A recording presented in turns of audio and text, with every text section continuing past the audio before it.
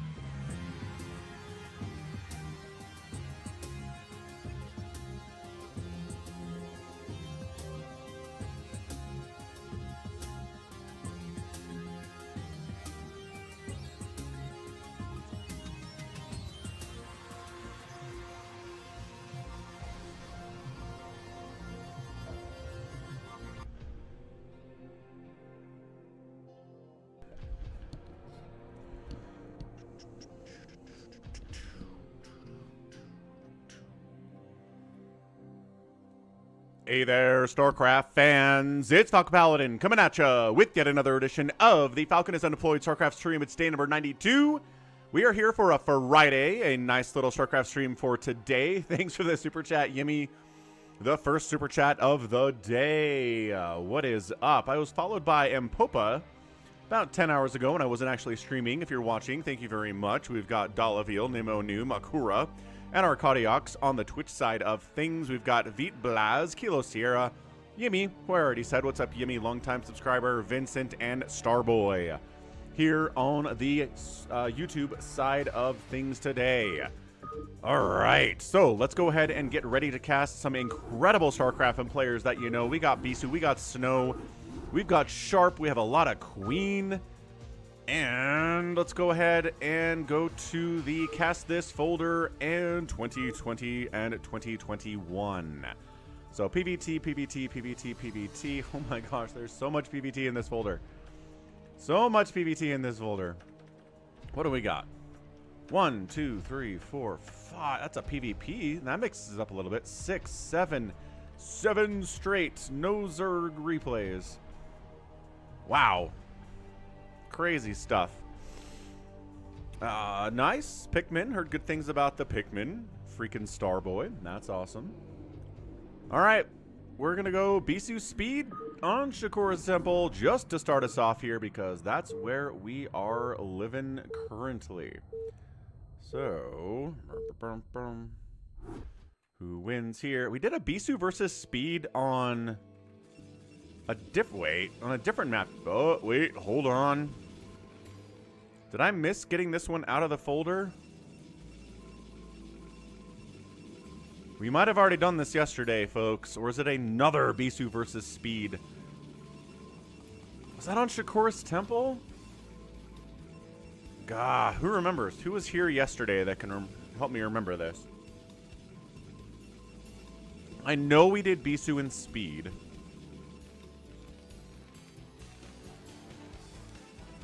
Trying to think what we can remember from it. All right, hold on. I'm gonna go check the VOD from yesterday.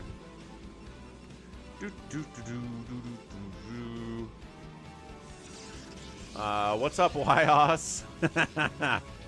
Will there be a tariff? Yeah, Bisu speed PvT on. We totally did this yesterday. Why is this still in my folder? Get out of here, Bisu and speed on Shakuras Temple that I already did yesterday. Man, see, this is why I gotta take the replays out of the folder. And then this is Stork. And okay, so this. I don't know how I missed that, but I got everything else from yesterday. That is very, very confusing. Cast it. 2020, 2021, Bisu speed, get out. Get out. Okay, I think it's out. I think it's out. Here, let's make sure it's out. Okay, it's gone. Awesome. So what we got here is a doniterran versus Stork, bit of a twofer here. One's on Eclipse, one is on Ringing Bloom. We'll do these. We'll see who comes out on top. The doniterran is just one of those, you know, one of those guys who are trying to break into SSL2. We know how this works.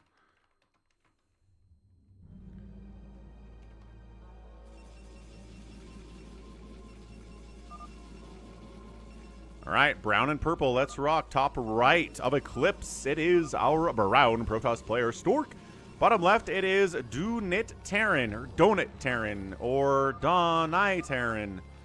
I don't know. I don't know what it's all about here, but at least it has Terran in the name, which is nice. We're going to ×2 speed this thing. They are chitter-chattering to each other so hard right now in Korean.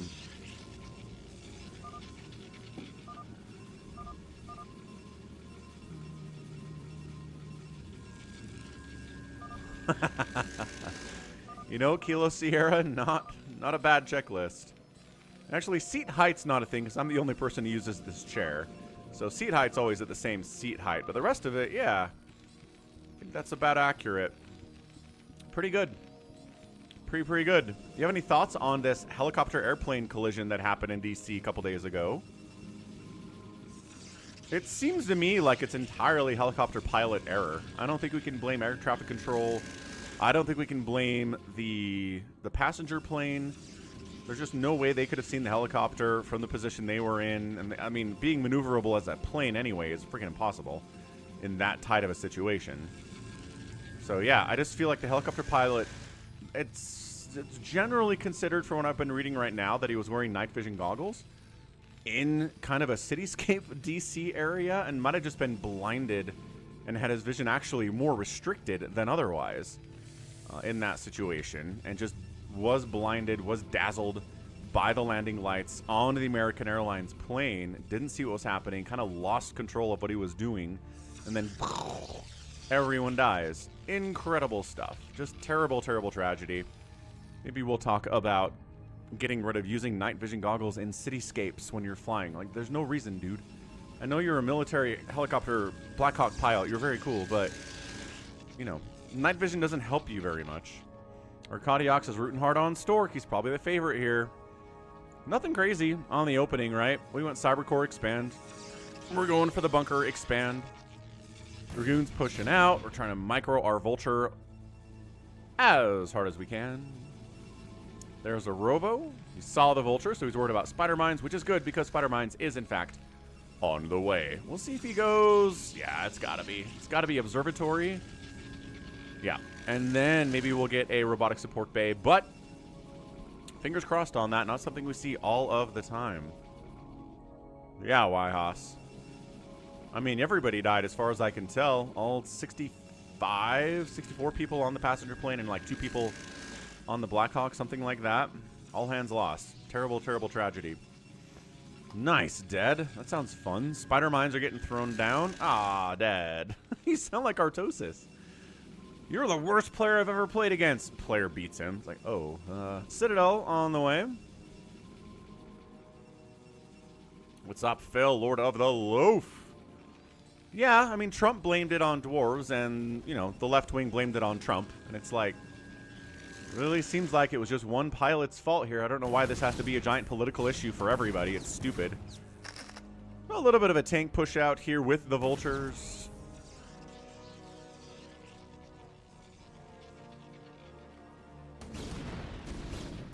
All right, jumping on this with the Dragoons. Focusing the tanks, probably the priority. There we go. One tank goes down.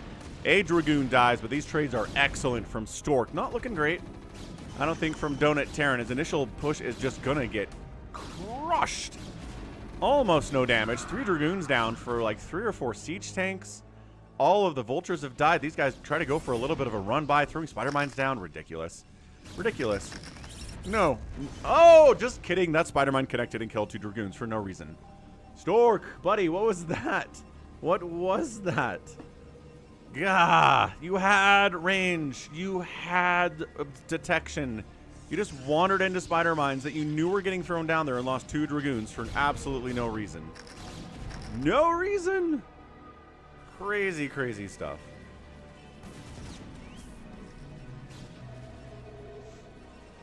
Oh, Wraithball in TVT. That's not too weird. Dead. All right. I don't think there's been a date announced for SSL 2 yet. War Simulations Headquarters. Or I think we're all waiting for it, though, huh? And yeah, Wyhaus, certainly the truth.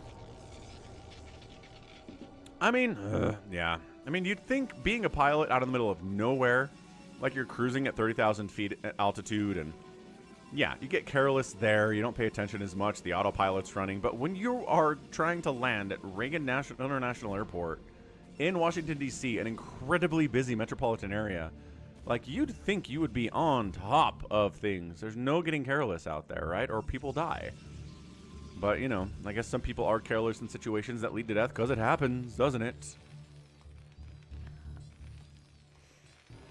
Yeah, Flash and Soul Key, maybe. That could be the final SSL 2. I think that'd be incredibly hype. I just want them to play each other. I don't think it has to be a final for me. More Arbiter play, by the way. Here from Stork, no real surprise there. We've been seeing a lot of Arbiter play in these PvTs sent by RJB in the 2020 folder. What's up, Drew? What's up, Marsara guy? Yeah. Familiarity breeds contempt, right? Familiarity with doing something a lot makes you feel like... just makes you feel casual about it when you probably shouldn't be. Yeah, Kilo Sierra, 100%. Yeah, to me, the more I hear about it, the more it just seems like wearing night vision in a city is stupid. Night vision goggles are for the woods, or the desert, or the wilderness where there is no other light source, right? Or very little tiny bit of moonlight. Anytime there's a lot of light, it totally screws it up. Like the pilot of the plane wasn't wearing night vision goggles. It's dumb that the Blackhawk pilot was. Third base landing, fourth base warping in. We are getting into the macro sides of this play. Nice, Dad. Send in the PVZ. Send in the epic ZVP for Sunday. That'd be cool. And a lose streak of 30 is... ugh, that's demoralizing. I'm sorry, dude. That is not... nobody should ever have to lose 30 straight games of StarCraft. Unless they're doing it on purpose, I guess, which you've done before. Wait, are you doing it again? Alright, Siege Tanks at +1 attack. Dragoons at 0/0/0. +1 finishing up momentarily. I like the vultures swing in there. Snipe it. Snipe the probe.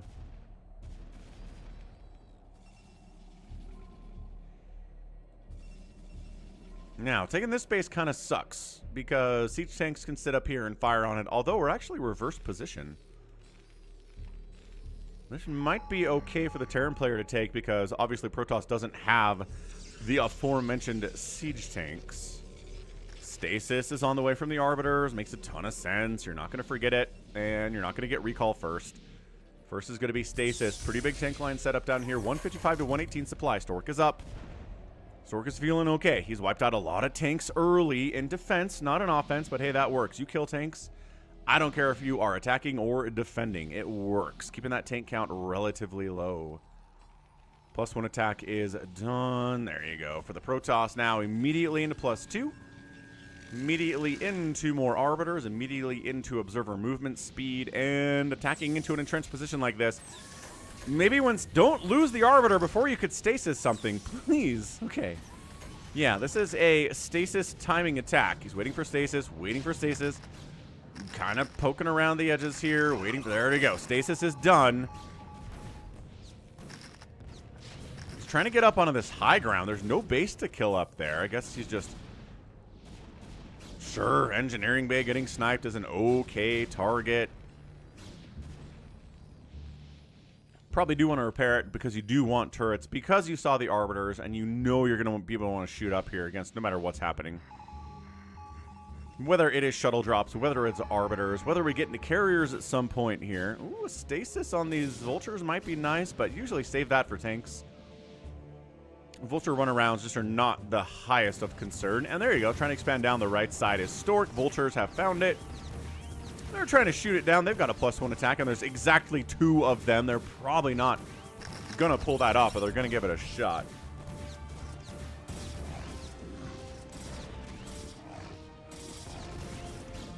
Getting up into the third base, or fourth base, though. Oh, great target. Firing every probe at this base dies. Stork sent his whole army down this way to try to deal with 2 vultures. Did save the Nexus, but lost a ton of his probes there.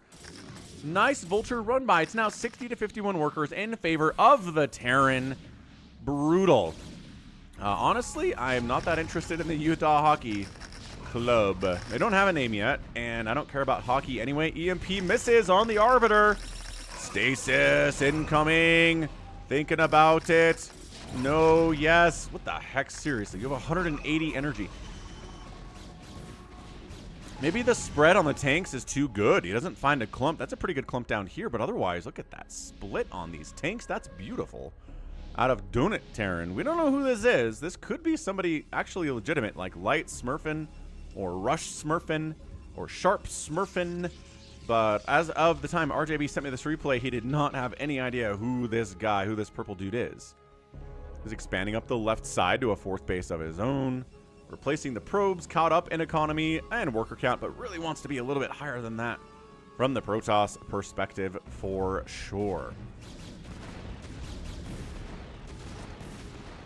Yeah, it's kind of a bummer, War Simulations, because I feel like of all the professional teams to come to Utah, I would have preferred a baseball team. I would have preferred an NFL team. Like, hockey is like my least favorite of the major national sports. And soccer. We have a soccer team. An MLS team. Oh, there's a bit of a recall into this fourth base. Doesn't go well at all. Honestly, kind of a fail recall there, if you ask me. Didn't kill the command center. Why is it flying over this way? Turn around, man. There you go. Turning around. Arbiter's just going to, like, not even try to run at all. Stork, bud. Are you okay, sir? He's shutting up. He's setting up for another recall. He's clumping his units up.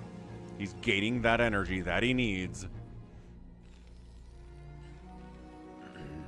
Yeah, tap that like button out there on ye old YouTube, folks. Give a follow out on Twitch. Prime subs are accepted as well. Soccer or hockey? Wash. Like if somebody said, you know, I'll give you front row seats to a hockey game or a soccer game, I'll be like, flip a coin. Recall under the third base. Got some High Templar here, ready to storm us. Oh, he Archons them immediately? Maybe they already got their storms off. I like this one a lot better. Command center getting target fired by these +2 Dragoons. The SCVs come in. Maybe some repair would be nice. They're getting a little bit of repair off on the thing. No, not enough to repair it. Archon on the front lines, taking a bunch of damage. Does go down. CC dead. SCVs getting killed here as well. Turrets getting sniped out, forcing those to get replaced. And that's fewer money for things like SCVs and command centers. I've told you my theory about this before, right? There's just too few options to be cheering in a hockey game or a soccer game. The only time people really go bananas is when a goal is scored. And it's really fun. Like, I love hockey goals. I like watching, you know, soccer goals, like top soccer scores of the last 5 years or whatever. Those are exciting. But then the rest of the time it's like, this guy tripped the other guy. This dude made a nice run down the side, had a beautiful cross across the middle, and then the guy tried to head it in, but he missed. Or, you know, it's a run. He's got one-on-one with the goalie, and, the goalie stopped it. It's like, I don't know. I just don't think there's as much stuff to get super hype about at a soccer game or a hockey game compared to American football, right? Talked about this, or basketball. Incremental entertainment and reasons to cheer. Justin's like, what about the fights? Well, there you go. Yeah, but every hit in baseball is a moment to cheer. Every strikeout in baseball is a moment to cheer. Those happen all the time. In football, you've got first downs. Every first down's important. Every turnover is hugely important. In basketball, obviously, they're scoring all the time. So, yeah, cheer when you want on that. Here comes the Stork. Don't lose your Arbiter to a randomly placed turret, please. Thank you. There's not really a lot of focus in this, I don't think. He storms a tank. Another EMP gets tossed off from that science vessel. But this is just not enough to break through. Look at those high ground tanks. Look at these low ground tanks. Great storm on the clumped up low ground tanks. He's not splitting as much as he should be. He gets another siege tank, and everybody's dead. Including, again, the Arbiter, who should not die. Oh, hang on. He pulled it away this time. Right into a Goliath. Bummer. He's not keeping his Arbiters alive very much today. I feel like keeping spellcasters alive is sort of the key to this whole thing. Well, that's true. Hockey does have, you know, saves. Yeah. Yeah, I don't know. So I guess you could compare a save to a strikeout, right? A nice hit can be worth cheering. Yeah. Deeks. Good old Deeks. Football has too many commercials. That is true. Not really relevant to what we're talking about here, but that is true. Justin's all about the hockey in chat. Understandable. Yeah, Arkadiox. Yeah, at that point it just comes down to strikeouts, right? And amazing defensive plays to keep the shutout going. Probably not as exciting as, you know, a lot of runs being scored or a lot of hits in a baseball game, but I think still more reasons to cheer than an average, you know, 2-1 hockey game.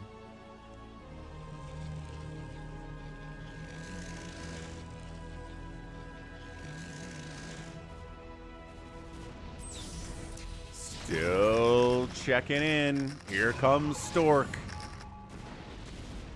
I just know. It's just a no is all this is.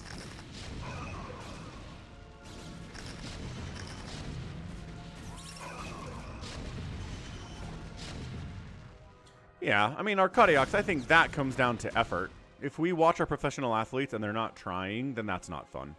I don't care what sport they're playing. If they're not making their highest level of skill and effort to win the game, then what's the point?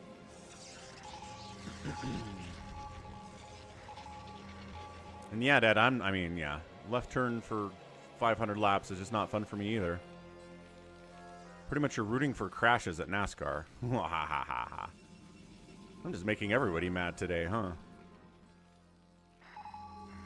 198 to 192 supply. Terran players up. I mean, barely though, but this is not looking good for Stork.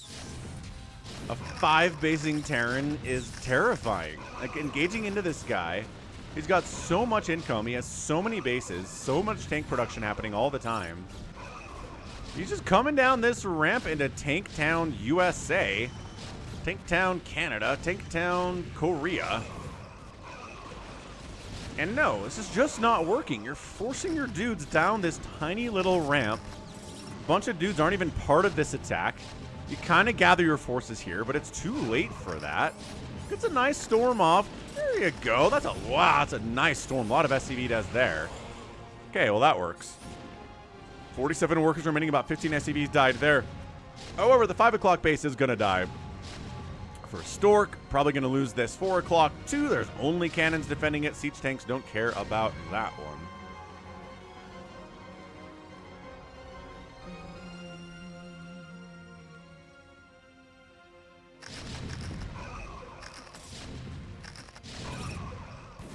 Yeah, these zealots think they can clear out these tanks, but the vultures come in just in the nick of time and save it, and none of these tanks actually die. Good D-Matrix. Amazing hold there from doniterran.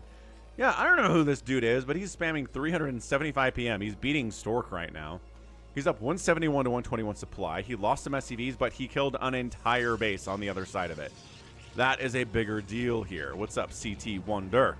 That's right, it is Fuss Day 92. All of those vultures die with spider mines? Maybe? Sometimes they do that. See, and this base is back up and running. This base is trying to get it back up and running, but oh no! Get the vultures, get the probes. Vultures, get the probes. Vultures not getting the probes. I don't think they realized what was happening here. Plus, the cops were on their backs the entire time.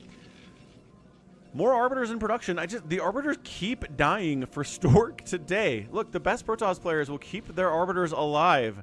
They have utility beyond anything else you've ever seen. Yeah, this is going to be a tough hold for Stork. He's going to lose this Nexus easy. Easy. These are +3 siege tanks. Can we get it? Thanks for the $5 Canadian Y-Hoss. What the heck is Rignette? Don't even know what that is. It's on your list? Hey, look, it's the first amazing stasis of the day from Stork, and it's going to help him win this battle that I didn't think he could win. There we go. That's what we're talking about. Stork, fantastic stasis. Wipes out this entire group of +3 siege tanks. Can't complain about that at all. So he saves the Nexus. It's only got about 500 points on it, but you know, alive is alive in StarCraft. Coming back with another round to finish that thing off. Arcadiex is worried about Stork here. Should be, honestly.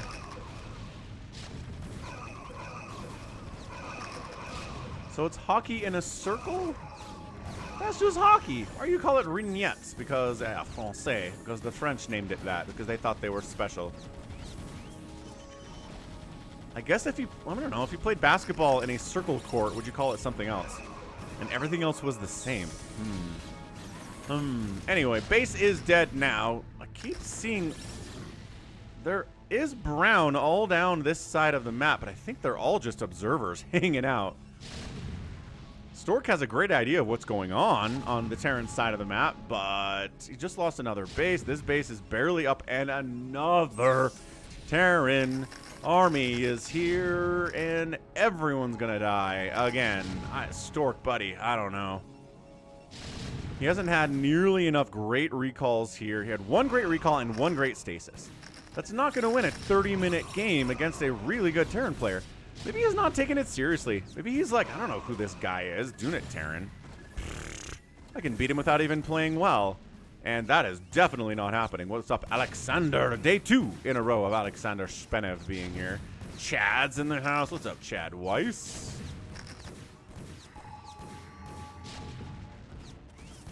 The puck is a ring like a... Oh! So they just... Oh! What? Why? That's the weirdest... Okay.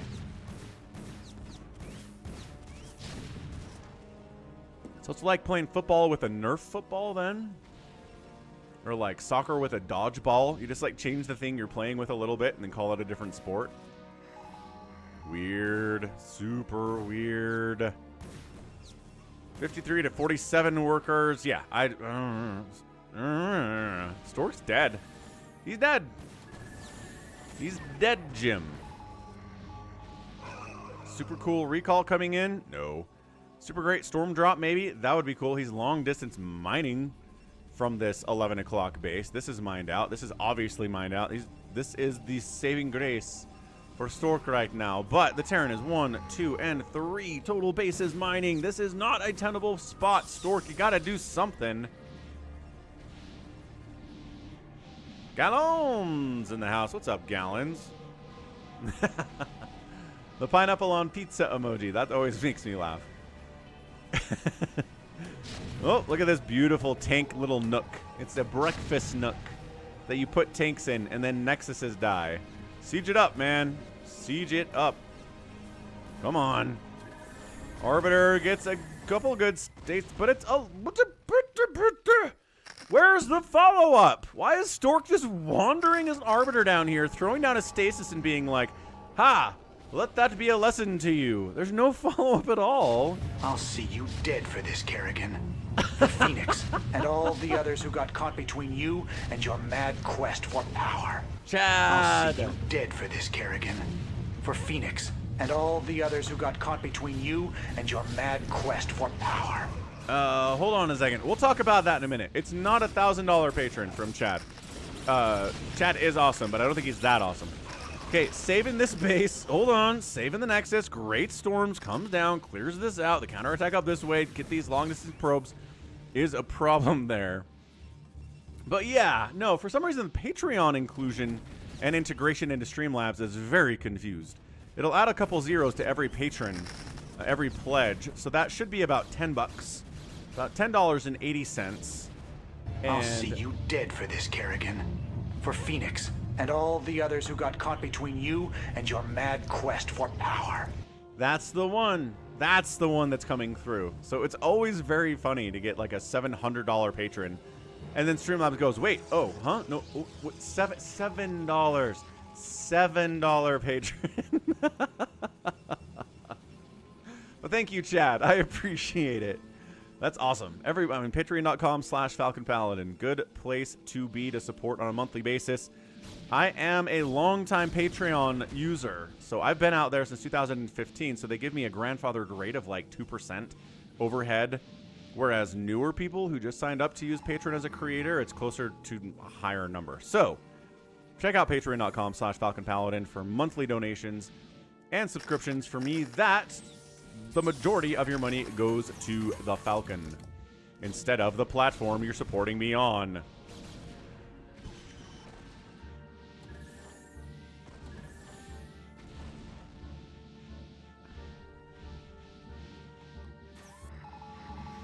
That's the one. Getting a like on YouTube also helps. What's up, Nibbler? Okay, retaking this base. This base never died. 11 o'clock's not coming back for Stork. This is for all the marbles, man. Terran's up about 50 supply here. Yeah, there's a back line of tanks. There's a back line of tanks. No, the stasises are good. But also no. It's a 60 supply lead from doniterran, who as far as we know is Flash. I don't know, man. This guy's playing extremely well. Stork's not playing well. Come on, siege tanks. Adjutant online. Cruise on in. Good morning, Captain. Our long voyage from Earth is over, and we are holding a stationary position near the borders of Dominion space. Hey, what's up, JFC4? Thanks for subbing on the YouTube. Yeah, Stork's got 4 Dragoons, a High Templar, and 2 Arbiters, which he have stacked on top of each other pretty ably. Look at that Arbiter stack. Kind of cool. What's up, Motorhead? Hold in. Fighting. One of the Arbiters dies. GG. Stork taps out. Yeah, we saw the writing on the wall there a minute ago, didn't we? That is no real surprise whatsoever. Wow, yeah, Stork just, I think, careless in the beginning. Just kind of felt like he didn't have to give his best here, and he did. He really did.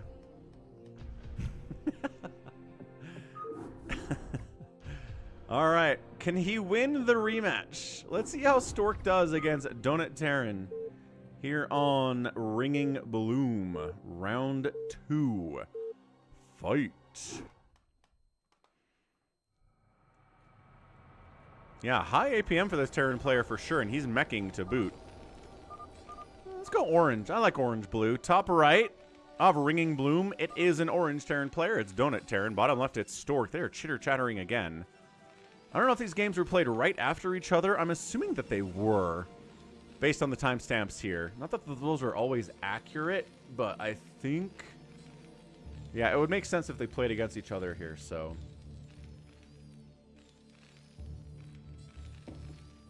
So. ×2 in this sucker to start us up. Speed is great, Justin. We did some speed yesterday. He took down Bisu in one heck of a PvT on Shakuras Plateau. You can always check out the VODs for previous games that I've cast on the live stream VODs here on YouTube or on Twitch. Go to youtube.com/Falcon Paladin and click the live button. That'll show you upcoming streams, the times for those, and it'll show you the VODs that I've already cast as well as part of a live stream. Yeah, Vulture Micro is really important for Terrans. There's the Nexus first. Loving that out of Stork on this base. I mean, on this map. You're given a really safe expand. So he's going for it. And actually, the Terran's going for a command center first, too. So these guys are macroing as hard as they can on a map that really allows it. So Ringing Bloom is intended to do that. Got the weird Overmind Cocoon up here, which you can build a Sunken in if you're a Zerg. It's a weird feature. I don't know why it's here, other than to allow Sunken rushes for Zergs. There are no Zergs whatsoever here, though.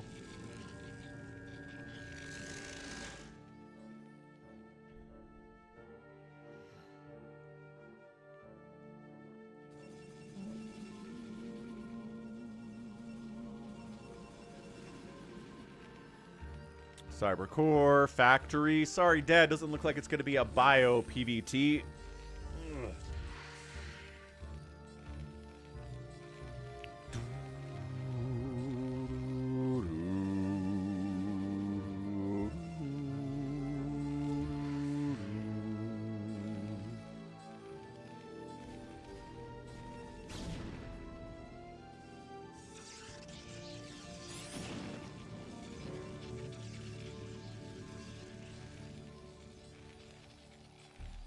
So yeah, neither player really interested in doing anything nuts here. That's a third Nexus at 445 from Stork. Not bad at all.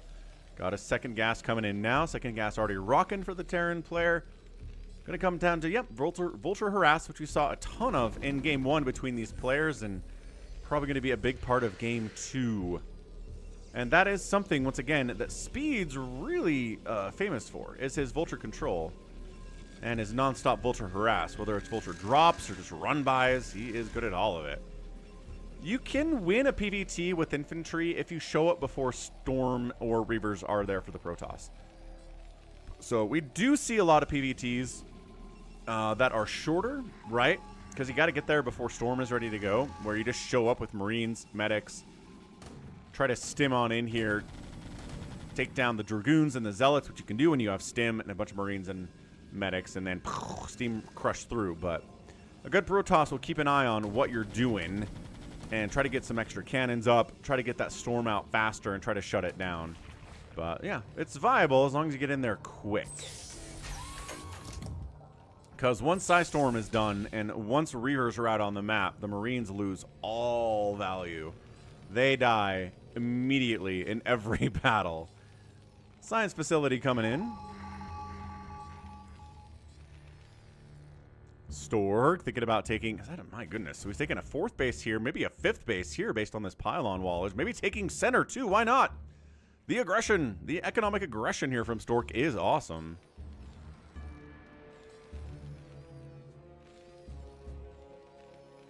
Once again, Stargate Templar Archives.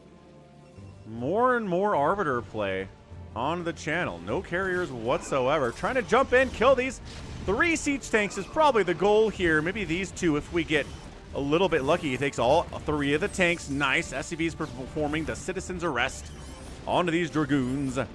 And hey, get off of me. That Dragoon says, I have 0 kills. That one has 6. That one's been hogging all of the kills here. And, oh, this one gets another one. Hooray! 2 kills on that Dragoon, 6 kills on the other one. 8 kills in total for 2 goons is pretty good. And yeah, look at this. Look at this base. Wow. So 3 basing Terran. 5 bases. Rolling here for the Protoss. 76 to 57. Yeah, Stork's doing a much better job on overall money income in this PvT compared to game number 1. That's going to help him a lot. He's going to need it because this Terran player is legit. So far, so good.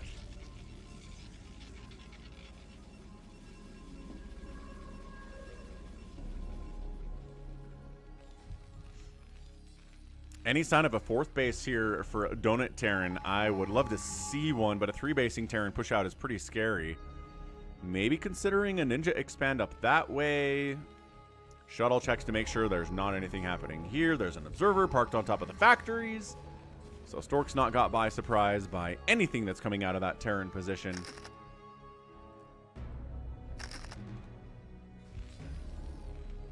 And Vulture's checking to make sure there aren't ninjas on the other side of it.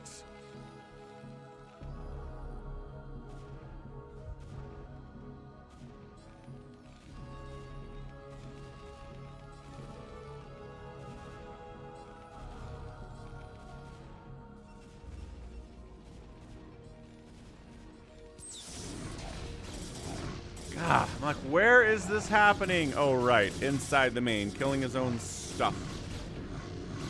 Or his own stuff. Taking the eggs down, taking the overmind cocoons down.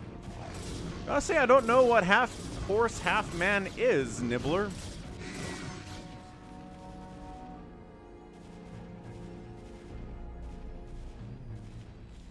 doniterran has taken a 4th base here at 11 minutes, recognizing how economically assertive Stork is being in this game.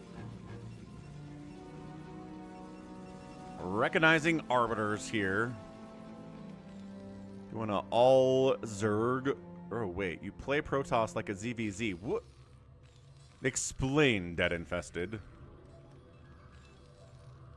All right, Nibbler. Sounds good.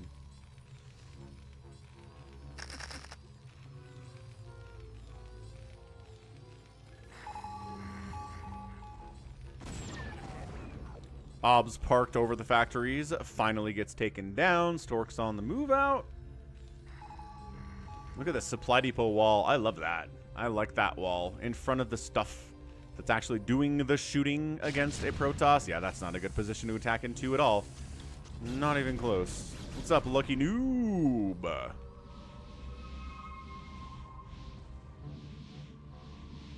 Yeah, Motorhead. I mean, there are a couple Artosis games that he's played and a couple that I've cast where he's gone pretty much bio against carrier play. He's gone lockdown and Marines and ghosts and stuff. It's pretty fun. Zealots unloading into 1,000,000 vultures, but if it's 1,000,000 vultures, the Dragoons can trade out pretty well here. 2 siege tanks firing on.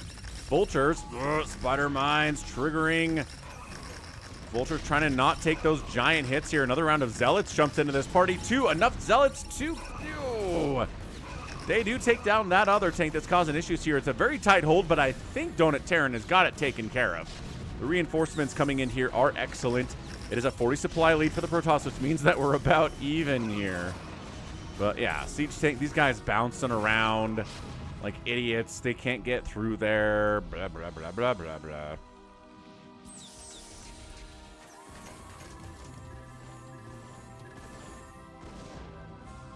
What's up, Kolos Kiss? Welcome to the stream. The Falcon is Unemployed StarCraft stream number 92. Stasis catches a couple tanks, but again, it's not really part of any larger engagement. I'm not sure what that's all about.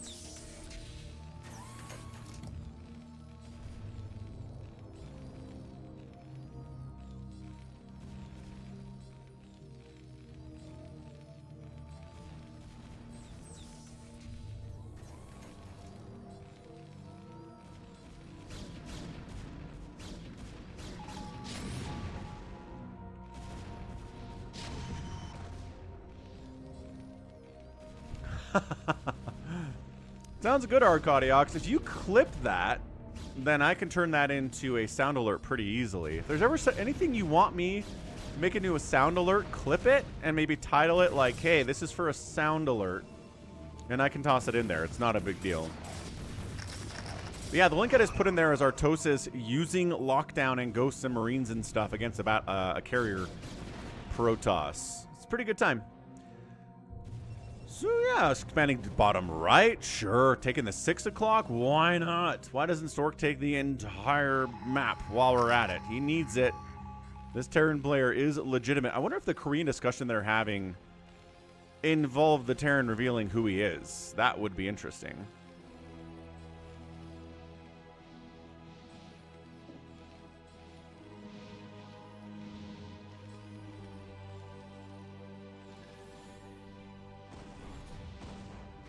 Here goes nothing. Stork moving into this stuff. Once again, the supply depot wall is kind of screwing this angle of attack up for the Protoss. Stasising, okay, 2 groups of tanks there, 5 total. But look at these Zealots getting caught up on the supply depot, is not quite sure where to go. It's like a tower defense thing where you kind of force the AI to go around the outside instead of right to the target, and not happening here for Stork at all whatsoever. Vultures coming down. There's only 1 cannon defending this. Oh no! Another undefended base. Dude, Stork, we did this already. In the last game, you lost an entire mineral line because you weren't protecting an outer lying base at all. I mean, in this situation, at least there's a cannon here. And at least you pulled the probes this time, and there was something to save them, but wow. That was tough.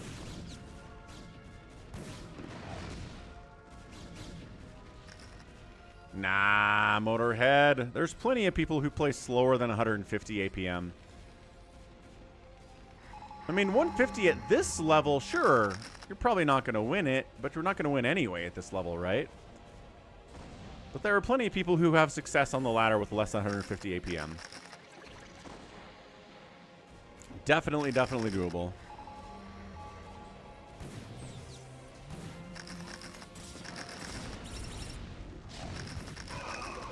Charging in, no supply depots this time, fool, says Stork as he goes right on in. Loses the Arbiter after getting a couple nice stasises up on that right side. About a total, 6 Siege tank stasis on that right side now. Left side siege tank still firing apace. Storming on top of the stasis units a little bit. Not exactly the good placement for the storm we want to see from Stork. High Templar gets killed on the retreat. Handful of Dragoons are running away, and this doniterran guy is kind of incredible. Kind of amazing stuff here. I don't know, Wyhos. What do you have in mind?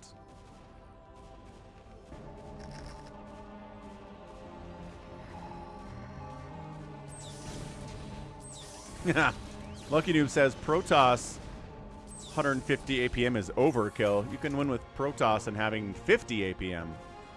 Hee hee hee. Oh, Wyhos wants to 1v1 me in StarCraft. We could do.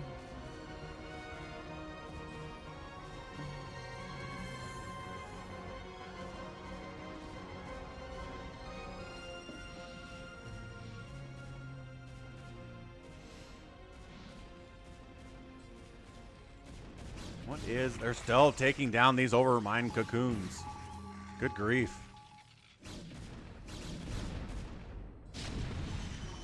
This is just the part of the game you don't want to get to as a Protoss, right? Terran's expanding down the right side, along the top side. Every time you try to engage with him, it feels like there are 30 siege tanks, and because there are 30 siege tanks here, and they have 3 too, this just feels like a repeat of the last game a little bit, right? Stork, I think, played better early, had better, faster expansions. This is really nice, too, for him. Trying to get a slew shuttle drop. Zealot bombing, storm dropping. Getting all those SCVs. One more storm on this clump would be good, but he's... No, instead storms the incoming vultures, which... I feel like the SCVs are probably a better target for you at this point.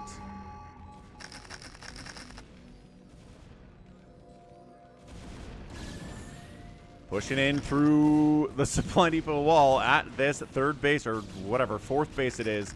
Again, Stutter stepping in with the Dragoons. Spider-Mine's trying to hold this position. Buy time for the entire army to come back and deal with this. This would be a great time for an attack into this base again, because all of the Terran's forces are up here dealing with the 7 Dragoons and 1 Zealot that are wandering into his fourth base. This is too much of a response for the Terran. I guess Stork did this in the last game too, brought his whole army back to deal with a couple of vultures and then lost a base as a consequence.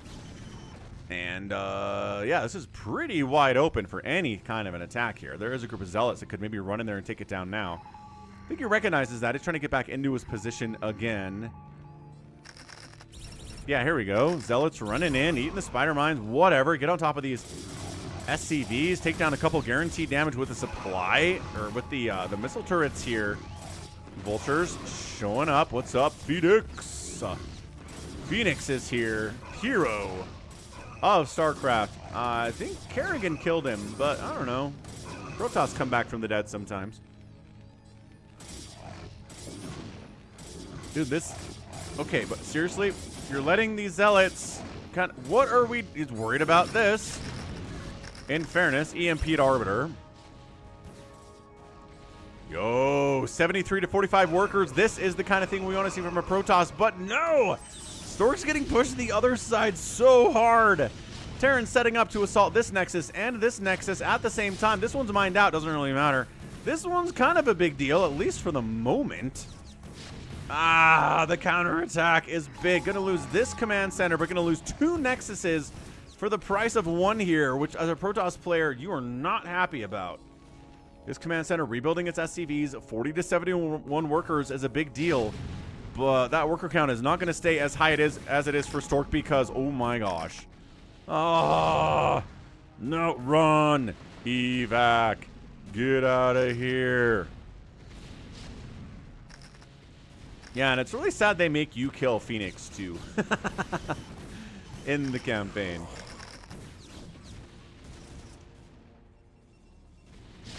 Nexus down, Nexus down. Stork's up by a little bit, but I don't know how he deals with this Terran force. There's nothing here. There is nothing here. Unsiege all your tanks, move up this ramp, and you got it. No, wait, where are the vultures going? Where, guys? It's like, we need all of us to kill this one Dragoon, which is probably fair. But that Spider Mine did all the heavy lifting anyway.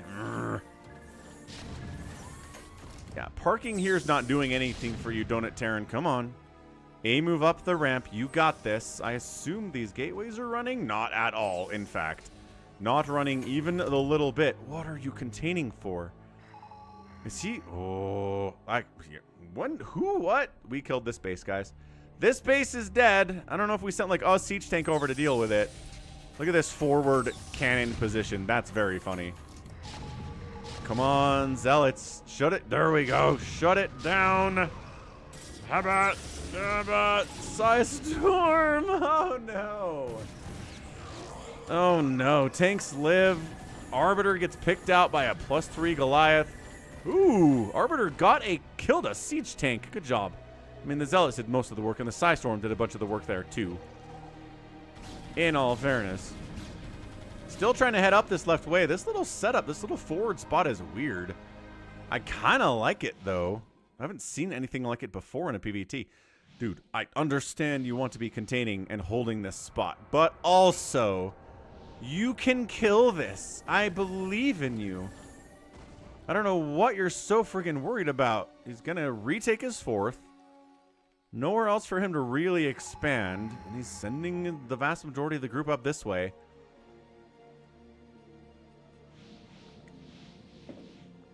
Maybe. No. What are we running from?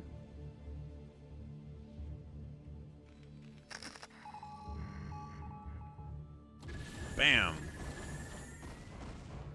Arbiter lives.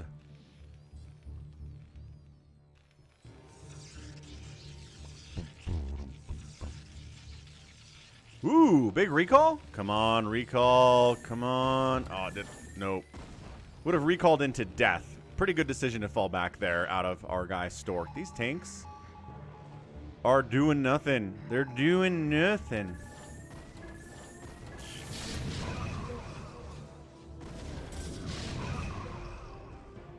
Justin thinks this is an impossible Terran. Are you kidding? Terran's gonna win this game. Terran has this game won. Look at this. There's nothing defending. There's hardly anything defending this. He knows. He's baiting storms out. Scanning in. The Psystorm holding the ramp pretty effectively there. Arbiter over here has enough energy for a stasis. A stasis on the ramp would buy enough time for this to work. Siege and low ground. Goliath high ground. Goliaths trade really well against Zealots and against these Arbiters. What's up, Lucas? Ah, losing a High Templar for just carelessness there. Another... Oh, there's a nice recall storm attack down at this 3 o'clock on doniterran. Okay, hold on, Stork. I see what you're doing here. Gonna get this command center. Always a huge deal. And then charging down to deal with this incoming attack at that top left, but no. Oh, beautiful recall though. Zealots on everything. Dragoons stutter stepping onto existing tanks, but still there are tanks remaining here. The Vultures coming up the ramp, they will fight your single or paired Dragoons if they can. Justin is feeling it. Justin is feeling like he's right here, and I'm feeling more and more like I was wrong. Stork taking out this base was huge. Wiping out most of the tanks with that recall was huge here too. Getting some really nice moves. There's one tank sieging this base. Yeah, Terran income is not very good right now. He's mining here, and that is it. Again, what are these tanks doing? I've been yelling about these tanks for 10 minutes now. Send them somewhere. Bring them to this fight. I think it would be great if you brought them to this fight. I mean, now they're actually, well, they killed some stuff, so they're not entirely useless anymore, but still. What is this? What is this today? Right? Zealots desperately unloading on top of this tank position. I don't know, man. 3 tanks with full upgrades coming up this left side. Dragoons popping out of the gateways just in the nick of time. Stutter step, and they kill the remaining tank. Beautiful, beautiful engagement. Big army coming up this way, and yeah, I think you're right. I think these tanks needed to be somewhere else. Either attacking the main, or attacking this base, or attacking this base. Something other than just parking here and controlling this dead area. I think that is the mistake here from doniterran today, and that's it. GG's out. Justin got it. Wow, nicely done. Stork! Stork getting the win in game 2, taking it more seriously, it feels like. Better recalls, better stasis, better base destruction on the Terran side of it. And then these... I don't know what those tanks were doing. No, I cannot tell you what they were doing at all. Amazing. That's a GG. Stork ends up getting outproduced and outkilled, but just by a tiny bit. Structures raised. 38 buildings raised by Stork today. And an outspend of, wow, like 25,000 resources in only 27 minutes. That's a GG. Awesome. So the twofer here between Stork and doniterran goes a 1-1 on the final. Let's do a 32-minute PvP between Fresh and Stork. Shall we? I think we shall. As usual, you're like, who is that? Wait, did I say Stork or was this Bisu? This is Stork. Okay, so Stork's back, folks. Stork is back. Bottom left, it's Stork. Top left, it's Fresh. Again, if you don't know who a player is based on their name, there's someone who's very good at StarCraft, can take somebody like Stork to a long macro game and is trying to get into SSL 2. That's all that really matters.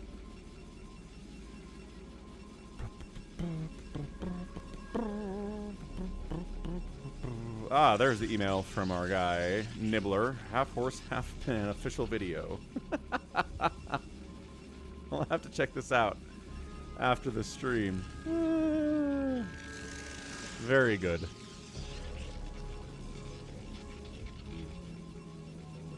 Anyway, happy Friday. One more day to the weekend for all you folks. I work Saturday, so it's not as big of a deal for me, but still, it's all good in the hood. I take Wednesdays off. That's my day.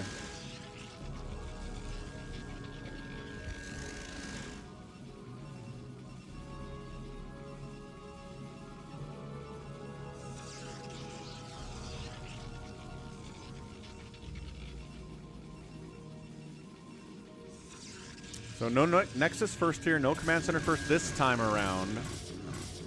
Because there's not a Terran here. Ah, but the pylon and the mineral line play Fresh. Fresh. He tries the bad manor. He tries the manor pylon. Here inside the mineral line for Stork.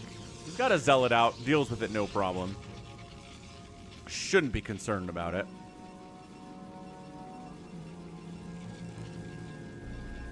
No! What? Where did you hear that Flash had wrist surgery? Cite your sources, Justin. I mean, you're right about the last game, but still. That's the saddest thing I've heard in a month. No, I would need Flash to be in SSL 2. It's the big attraction about SSL 2 is that Flash is there. What do you do? Fall off a swing set? Slipped on some ice? Couple of archives from Stork. Fresh.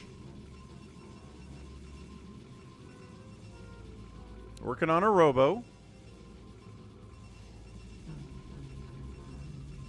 LeBron James has never been sustained, like, super injured his entire career.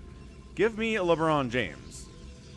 Seriously, he's never had an extended period where he's been out. He's missed a couple games here and there with, like, a wrist tweak or, like, maybe an ankle got twisted a little bit, but he's never missed weeks and weeks and weeks with an injury. He's the most durable superstar in any sport of all time.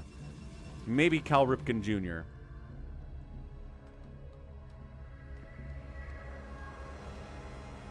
Cyan cast? I'm gonna ping RJB real quick. RJB. The peoples are saying.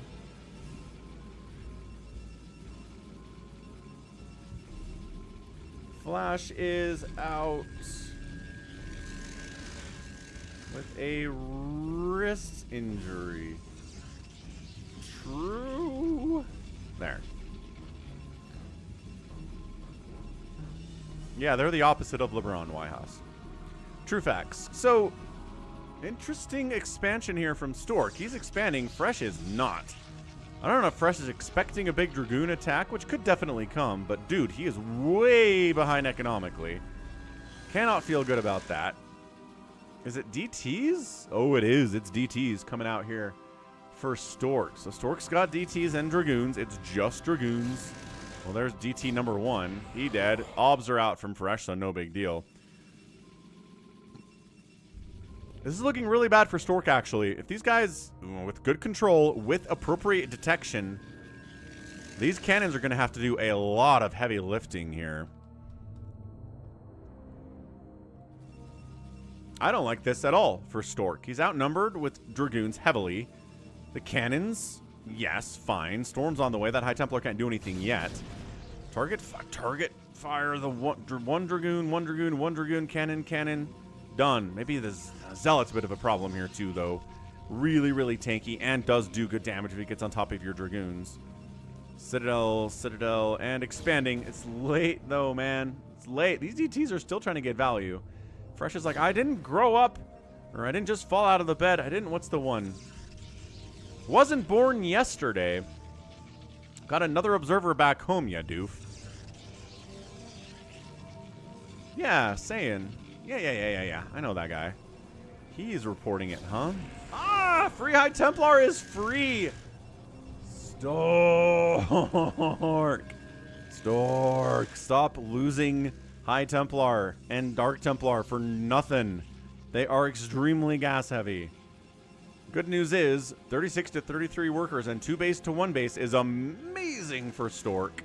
Maynard transfer down to the natural base here from Fresh.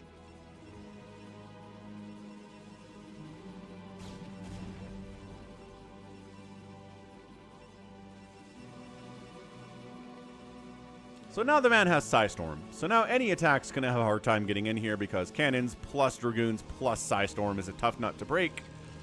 No matter what you're really bringing to this party from the Protoss perspective, getting his own Templar Archives, his own Storm.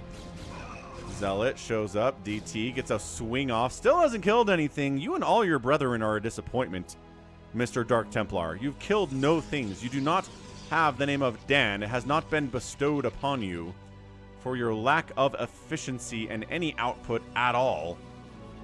Maybe he can kill this probe. Can you kill this probe guy? Come on.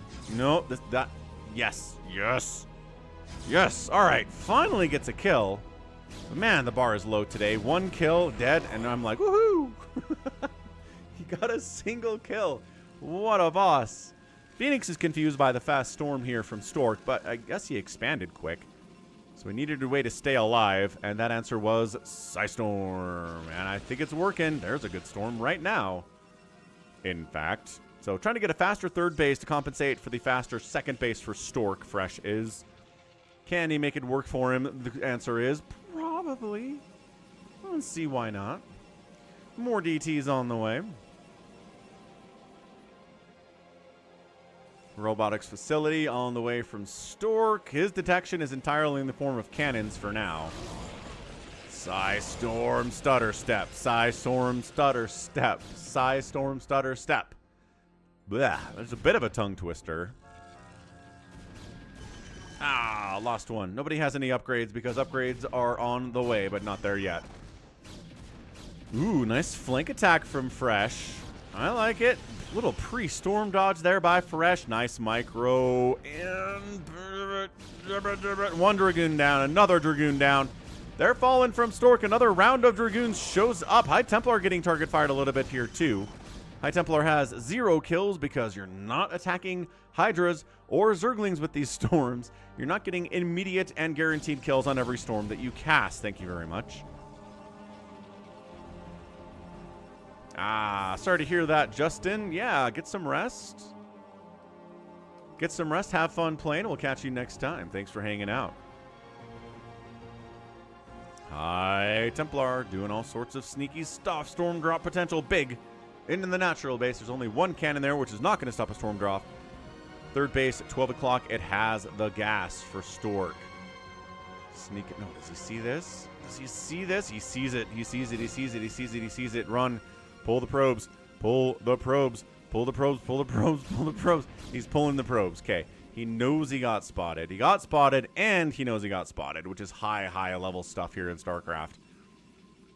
So probes kind of mining a little bit here. Now he just leaves. Just leave it. Just leave the shuttle here.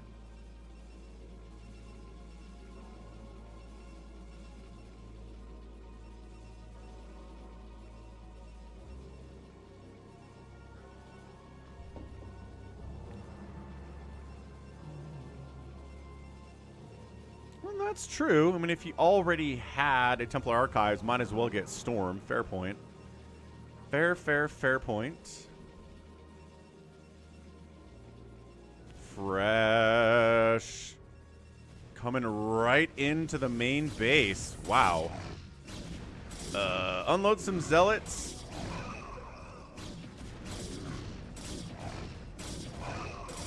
Come on. No. Cannon. Oh, and then the Psy Storm on the probes, attacking the Zealot to save the cannon. That's a fun move. Yo, that was great. That was a really good one. 57 to 62 workers. Fresh is ahead. He's got a 4th base warping in now to the 3 bases of Stork. Fresh looking fine, looking fancy. These guys are still waiting for their chance to get a storm drop off, but Fresh has parked some Dragoons here to prevent that very thing from happening. We'll see if he forgets about it. Look at these guys, too. They're hanging here. They're up here. They're making sure this guy does not get out. And yeah, I guess I'll have to research recall to get that out of here, I suppose. Another storm drop. Doesn't do a lot. Pretty good probe pull. I didn't see many probe deaths or hear many probe deaths either. Kadaran Amulet is on the way.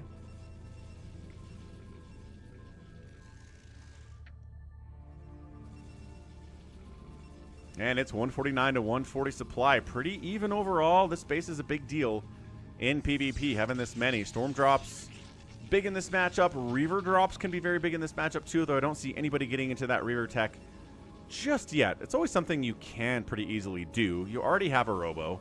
You're always going to have a Robo. So making a Robo Bay doesn't take that much work. Fresh, putting a pylon over this way to keep an eye on expansion timings and potential drops. And a nice Zealot run by into the 4th base of Fresh. He has 2 cannons, but turns out that's not enough to stop like 10 Zealots. Coming in to try to save the day, a bunch of Dragoons with +2 attack. The Zealots have their +1 attack, but they are tanky boys against Dragoons. Takes a lot of hits to take them down. They'll fight you. They'll fight you. They'll fight your mom. They'll fight your probes. Nexus is alive. Probe's mostly alive here, too. That's what really matters from Fresh. Mass Zealot shenaniganry. Look at that. Okay, there's some Dragoons and some High Templar here, too.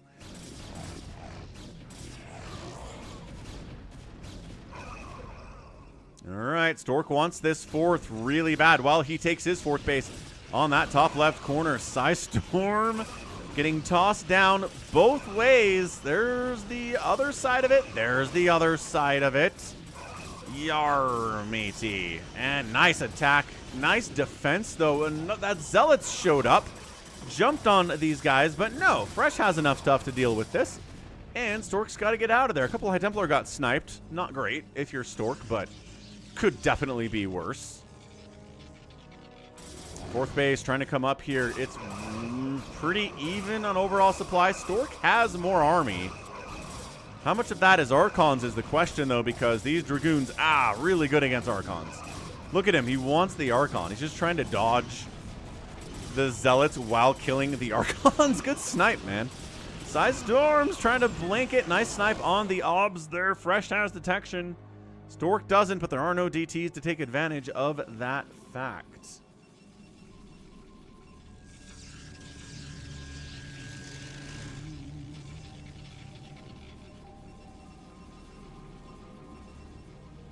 Transferring some probes down to the 4th base. Looking good. 146 to 108 supply. Stork 4 base in it. He's been more cost efficient in his attacks today, and his macro has been better. I mean, he's just had that 2nd base earlier, into the 3rd base, into the 4th base. Trying to catch up is Fresh so far, but it's not looking good for him. +2 attack is done on both sides. It's a +1 armor upgrade here from Fresh, too. So the guys got at least, well, I guess, never mind. That's not an advantage. Stork has his +1 armor. That just finished up, and he's working on +2 now. Stork getting Doniterran Amulet about 10 minutes after he got Storm, which seems like a little bit of a late upgrade, but hey, again, better late than never, as I always say. So how are we looking on the bets here? How are we feeling about this? Nobody bet on this game. They were like, I don't know about PvP. How's it going, Scotty B? DTs in production for both players. Obs are going to be a big deal here.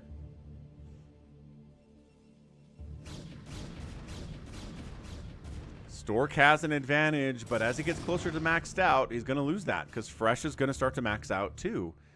He's got to make an engagement here, either heading down.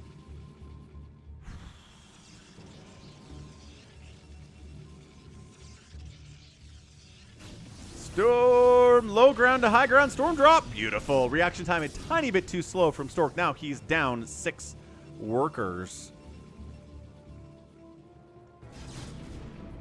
Yeah, the DTs of Stork. I feel like he's made about 10 DTs today, and they've killed a probe. That said, he's fine overall, right? He's got a big army advantage. He's heading down. He's very scary. He's trying to, I think that +3 attack. Yeah, he's trying to do +3 attack timing. But Fresh has his too. Let's throw the storms down on both sides. No real microing happening other than the storms getting tossed. Dragoons did not try to dodge those at all, and it's a big advantage from Stork. He is continuing to run down. Reinforcements from Fresh. He's got the defender's advantage in this position. Psy Storms picking it up, taking it down, and actually forcing Stork back. Wow. So he holds the position down here. He gets storm dropped. Pretty good probe pull. Lost a bunch that were trying to evac over this way. Does shut down the drop. The shuttle is completely empty. Trying to micro this way too. Yeah, right, Phoenix?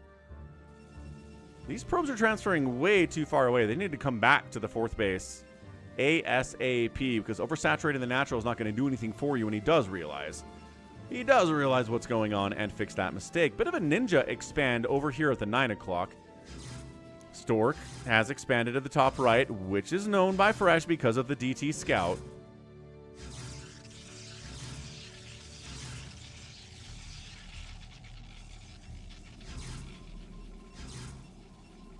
And actually, a couple more DTs here might get some probe kills if they... Okay, pay attention a little bit. Ah! 9 o'clock base got scouted. What? I don't know. I don't know what scouted this, but Stork is sending enough money or enough units over here to kill it. There's not technically a Nexus here yet, so that might have just been Fresh expanding or trying to make sure that he knows when Stork takes that base, because he's expanding down here to the bottom right instead. Obs. Again, obs are not shuttles, but they look like them on the mini-map. Bottom right, maybe getting a little bit cheeky here is Fresh. He doesn't have the money for an expansion right now, but based on the income that he's got, that shouldn't take too long to save up the 400 minerals at all. It depends if he wants it. There's the robotic support bay. Where?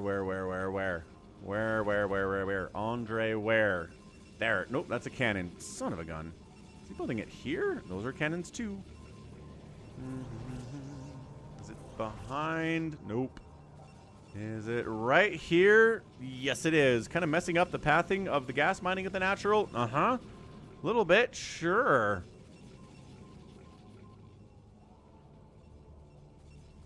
Stork is still up, but Fresh is hanging. He's hanging big time here, and I'm very impressed by it. ×2 speed, because they are just dancing for the moment.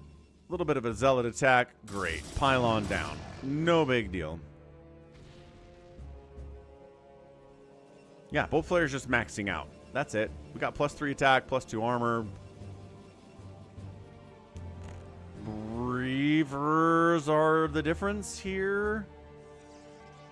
No Reavers in those shuttles. Nothing but zealots, boys. He's He's going to try to Zealot take this base down. Probe sees them coming. Army's running for it to try to save this. Shuttles come in.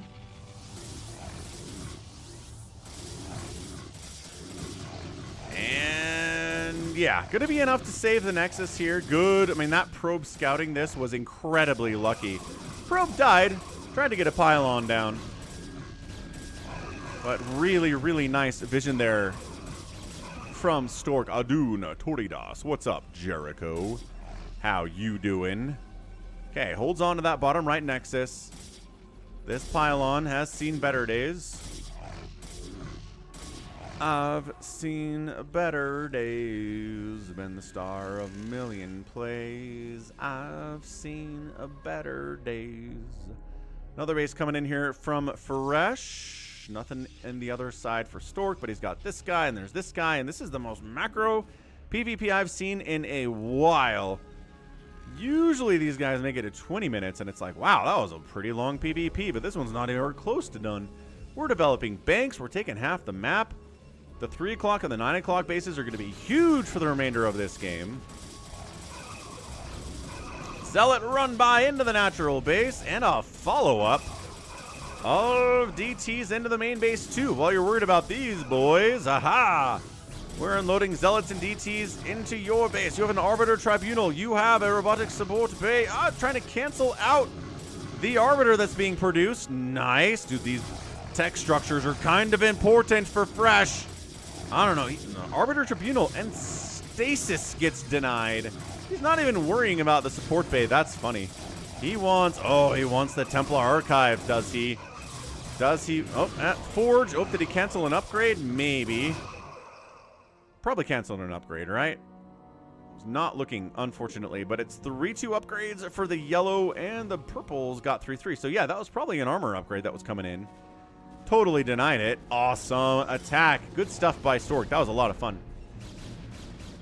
This attack probably looks like it's held. This attack is also possibly held by the fact that there are 2 cannons here. So now there's a tech advantage, right? Both players have High Templar. Both players have Reavers, but the Arbiter tech, right? He was planning, he was making Arbiters. He was researching Stasis, and now it's gone. He's rebuilding his Stargate because he needs that to remake the Arbiter Tribunal. It's going to be a long minute before we can even restart Stasis, let alone finish the Stasis upgrade. Yeah, Phoenix, we see that sometimes. We see Zealot drops to snipe a Spire or like a Hydralisk Den or something. Definitely not something we haven't seen before.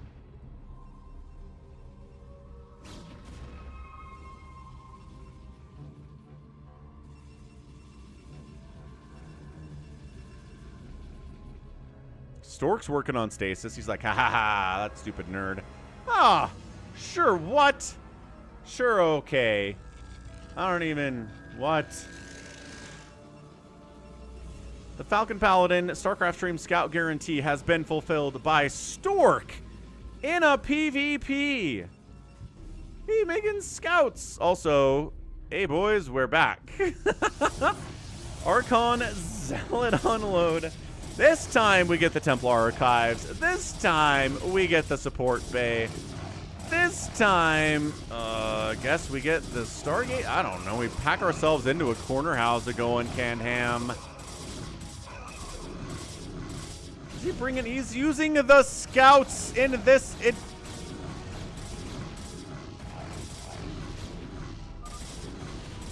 What?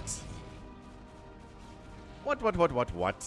Why is he making scouts? You denied this man's ability to make arbiters, and then you build a bunch of scouts. This is just Stork styling at this point. He's got it won. He knows he's got it won. Feels a little bit cocky to me to make scouts here, especially because there's nothing for them to do. We're gonna fight Archons. We're gonna fight Dragoons. Ridiculous, I say. 14 kill Archon, 64 to 31 workers. Yeah. Love this Mass Archon play. They're getting stormed like crazy. They are big targets for Storm, which makes them nice targets for Storm. Bam, wham, bam, bam, bam, bam, bam, bam. Stork's got this, like to the point that I think I'm going to ×2 it from here because this base is dead. Half the worker count for Fresh here doesn't have the money to rebuild it at all. What's Stork's next play going to be? We're not going to make scouts anymore, he says. That was actually, he's totally making arbiters, which is not scouts. Says, haha, I made scouts for reasons. Never gave them the upgrades, never gave them anything to really attack. Pretty good storm drop here on Fresh, knocking him down to 27 probes. Yeah, Fresh is in trouble. So much trouble. He's coming in to try to save this right side at 9 o'clocker. And he will. I mean, Assimilator dead.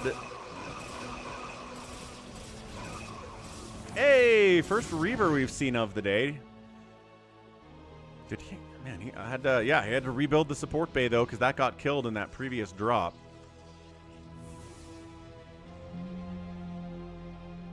166 supply. Stork is up. Stork is feeling it. Stork's got Arbiters and High Templar and Dragoons. And does he have any Reavers? I'm not sure that he does.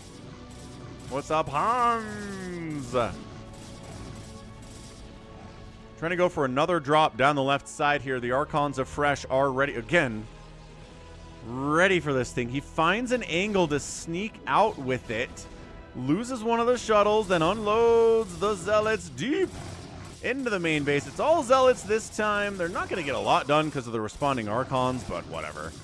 It's all good. This base is dead for Fresh. This base is dead for Fresh. It's over. It is over.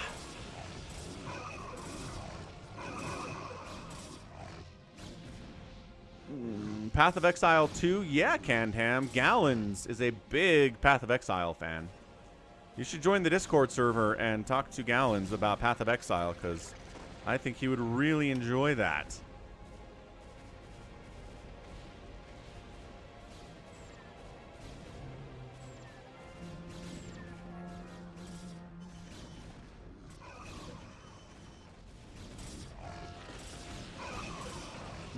Stork's army is getting whittled out here, yes, but Fresh doesn't have nearly enough income to hang out.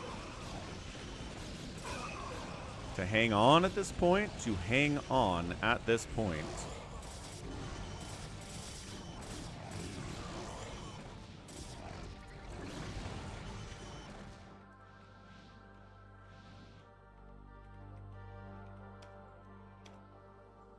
Thumbnail with a scout for the stream today. There you go. Gallons is playing Path of Exile 2. See, Candham, here's our guy. So Fresh is trying to make a go of it here. Hold on a second. He's going to take out a base, but these two bases are rolling. Zealots are all on top of your production capabilities.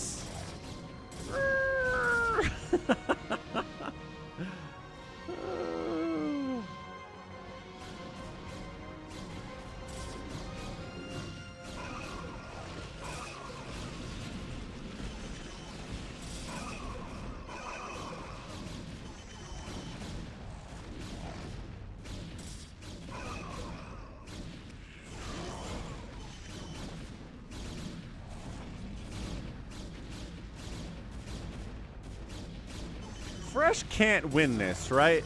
There's just, he's down, yeah. He's losing all of his dudes to cannons. That's it. That's your GG. All his production's getting whittled down. He has no income compared to what Stork has.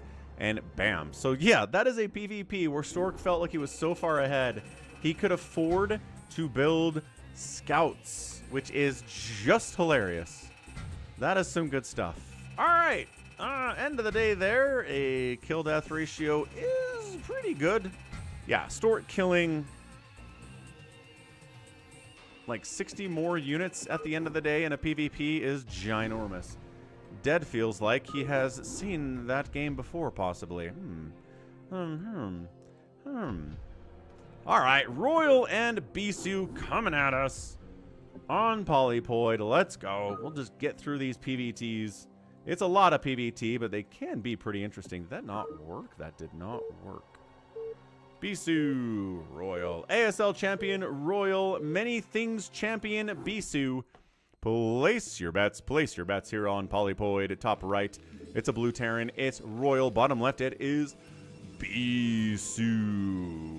Whoa.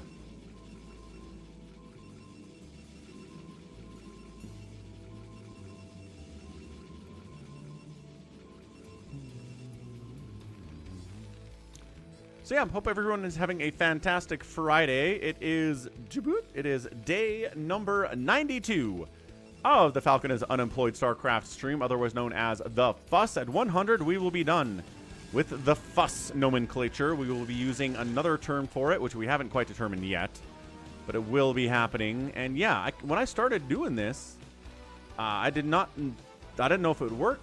I don't know if we would have enough support from viewers like you to go ahead and pay the bills and pay the Nexus mortgage after getting laid off, but it is working so far. So again, very sincere thanks to all of you from the bottom of my heart. Any way you support, watching, liking, following, sharing, right?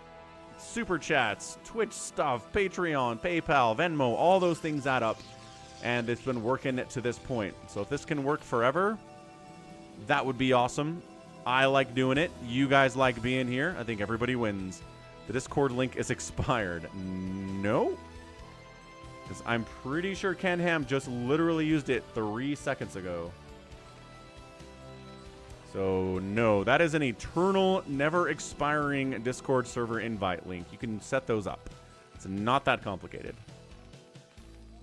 Alright, RoyaL. Factory before expand. Taking Bisu seriously, as one should always do. A Gen Z dance on day 100, says Dolaviel. I'd have to learn a Gen Z dance. I could ask my kids. Got some Gen Z kids in the house. Bisu, Cybercore expand. What's up, Farewell? Happy Friday. And there's a starport. So either he's worried about drops. I mean, having a Wraith. I'm trying to think of a reason you would regret having a Wraith. Like just one Wraith. I'm not going mass Wraith, but one. Sniping obs, sniping shuttles. Sniping arbiters, right? Just one Wraith is pretty useful.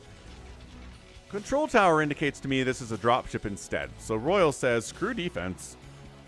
I'm going to drop some vultures in Bisu's base and see if he has any cannons down there. Yeah, dropship at 5 minutes in the pipe, 5x5 indeed. Crazy fast drops here from RoyaL. Second base rockin', siege tank out, dragoons falling back. Falling back. The Foss, the Falcon official StarCraft stream. Ooh, could be that. Here goes our dropship. Man, this is so zippy. I like it. I like it a lot. Phoenix! There we go. Phoenix joined the Discord server. Told ya. Told you that the invite was good.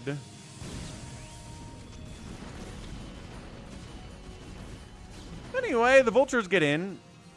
Get killed almost immediately. Don't kill them any probes at all either. Seems like he was ready for it. Well, what about round 2?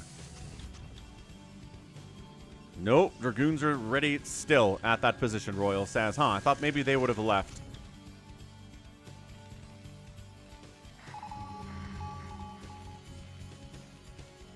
Third base warping in.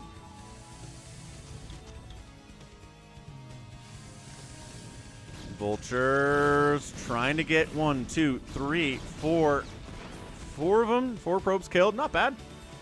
Not bad at all. Oh, I had to type it in manually because Chrome got in the way.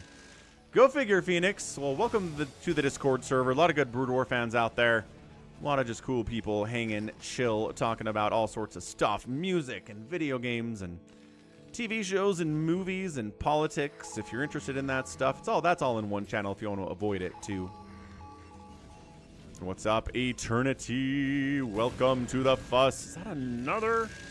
Ah, it's carriers! We got carriers! Hey, Bisu. Bisu's the only Protoss that likes carriers. Stork sure doesn't like them. We've cast 100 Stork games in the last 2 weeks in PvTs and made carriers once.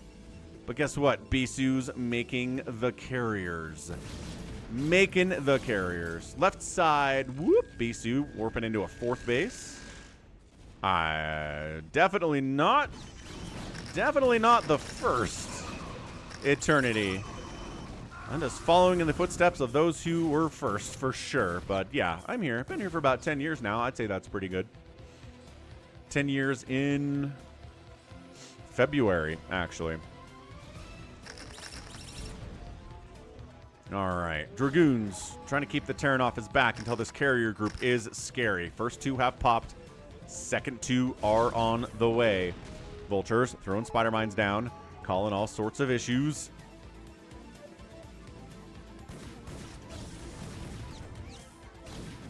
Dragoons trying to buy time. Whittle down this, slow it until we get 4 carriers out, and then everyone's in trouble with the help of these Dragoons. Okay, 2 carriers, not exactly 4, where they're so slow. They are so slow. RoyaL falling back a little bit. He knows carriers are coming, right?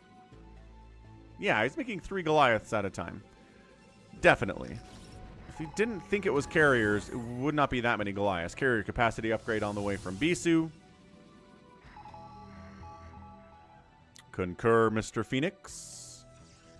Spider mining the top left, killing the probe to try to expand there. Yeah, slowing down the economy of Bisu is so good when he's going carriers. He needs infinite gas for this thing to work.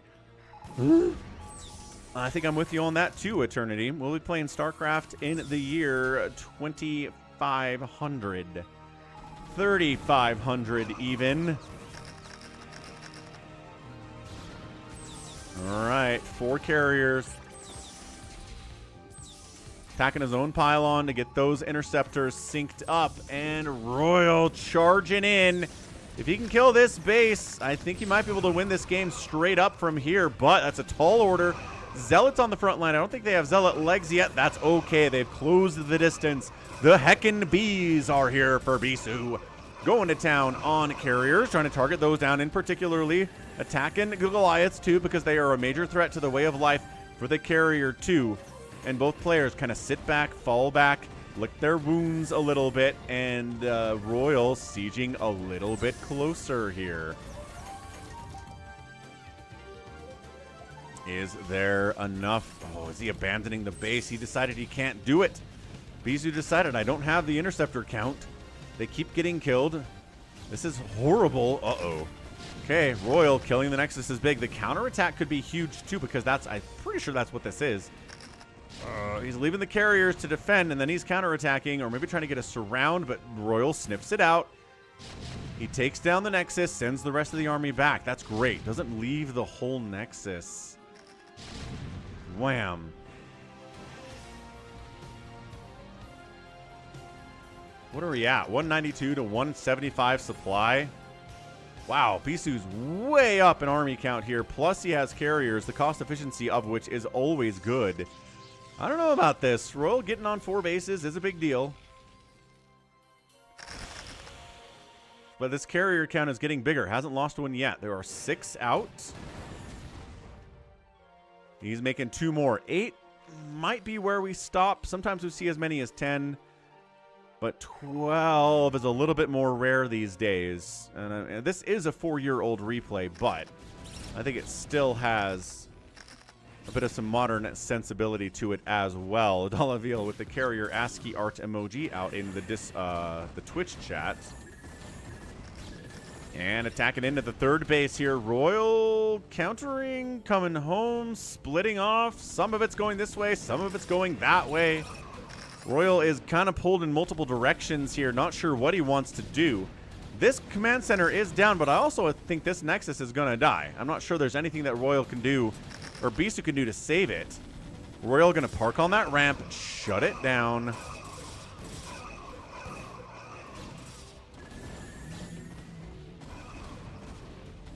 Now simultaneously threaten the natural and the fourth and the third. RoyaL, you beast.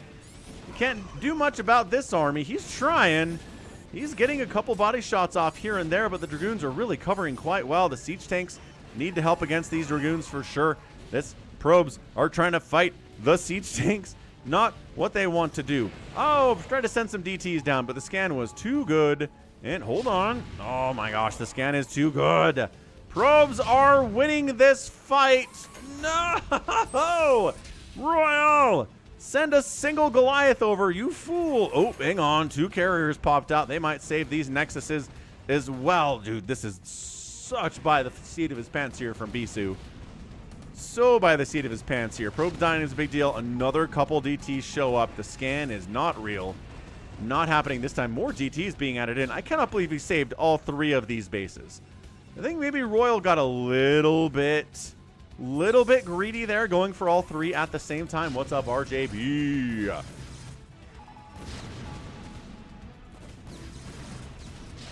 RJB, is it true that Flash has a wrist injury and won't be competing in SSL2? Please tell me that is just a rumor that has not been confirmed yet.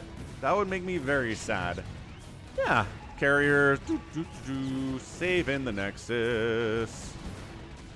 No, G22, my stream starts when it should start.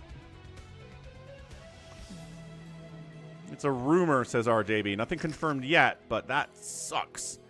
If it's true, he has not confirmed it. Okay. So if he confirms it, who's violating HIPAA in Korea? Who's talking about Flash's injuries if he's not talking about it? The good news for RoyaL here is that this base is not mining. And he's got a 12 o'clock coming up, except there's a DT trying to shut that thing down. No, I haven't heard anyone say that Flash said it.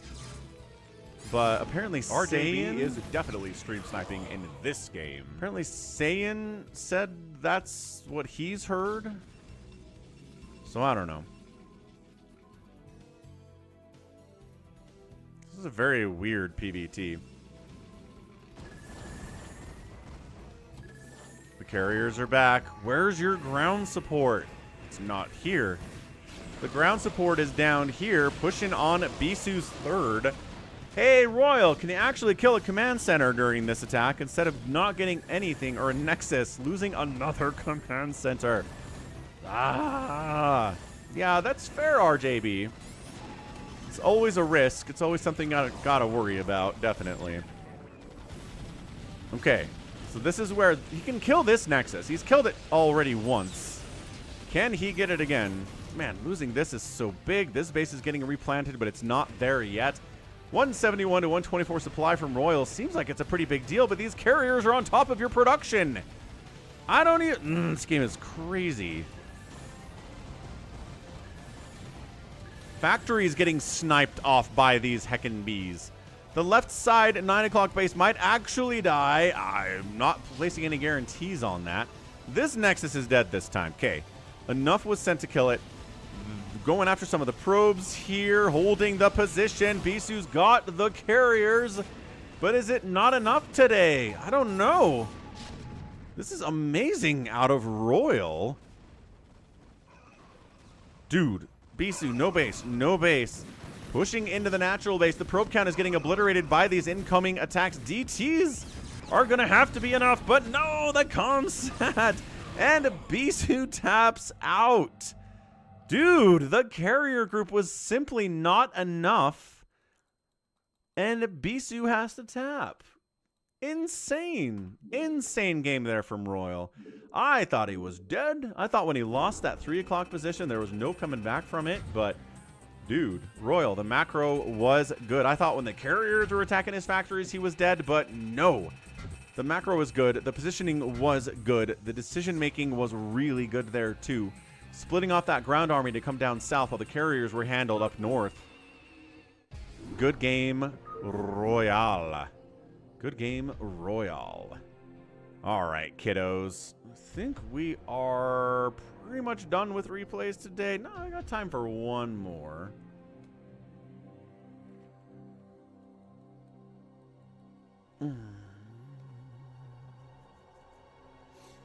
Ah, so the surgery on Flash's right elbow. Interesting. Okay. Well. We find a shorter game to toss in here. I think I tried this yesterday, and everything was crazy long. All right, TVZ, Soma, Ample, Shakuras Temple. Let's rock. Last game of the day. We need some kind of Zerg representation in here. And we shall get it. Ample, Soma, Shakuras Temple. Bottom right, yellow Zerg, Soma. Top left, teal Terran player, Ample. Ample.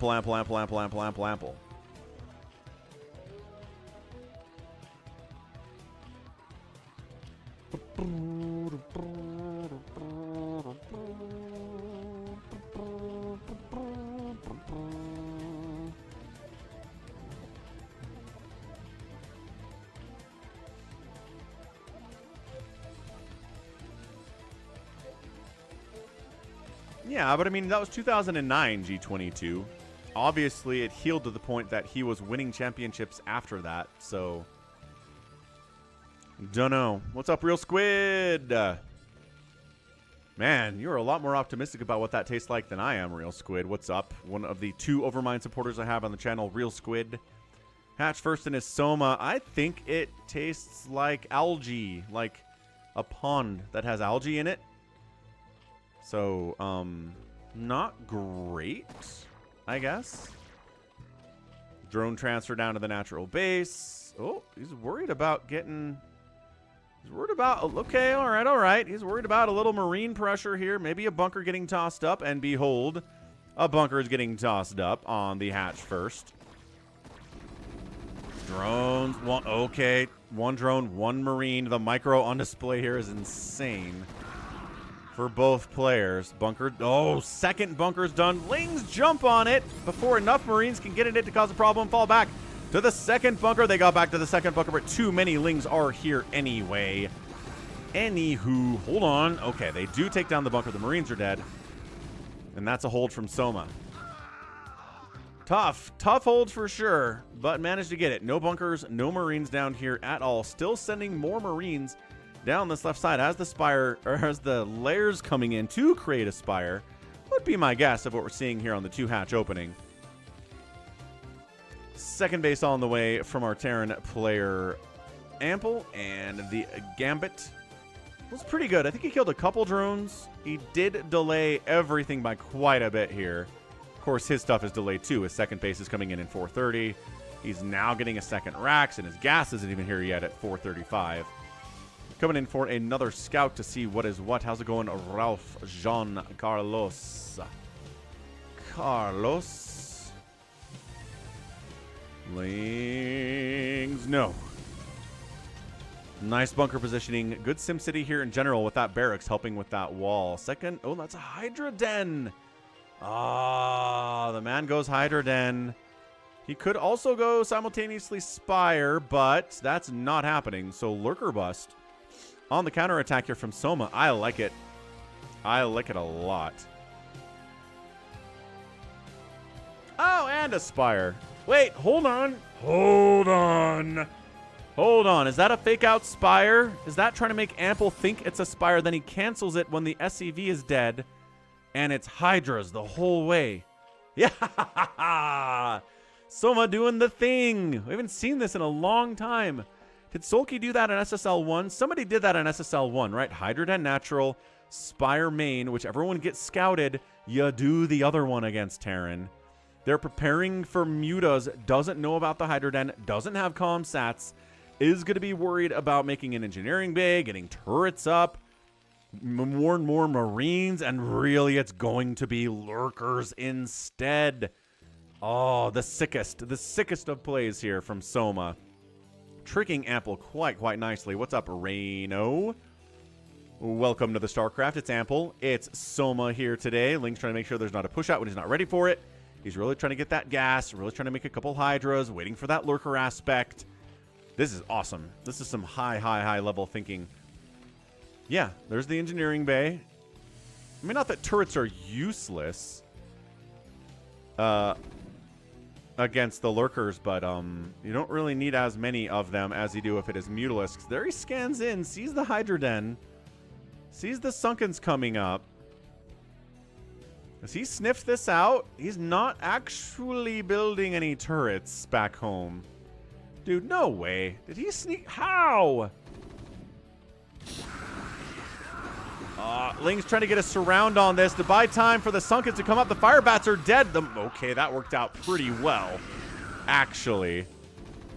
Great stuff, dude. Soma's a monster. He had just enough Lings to shut that thing down.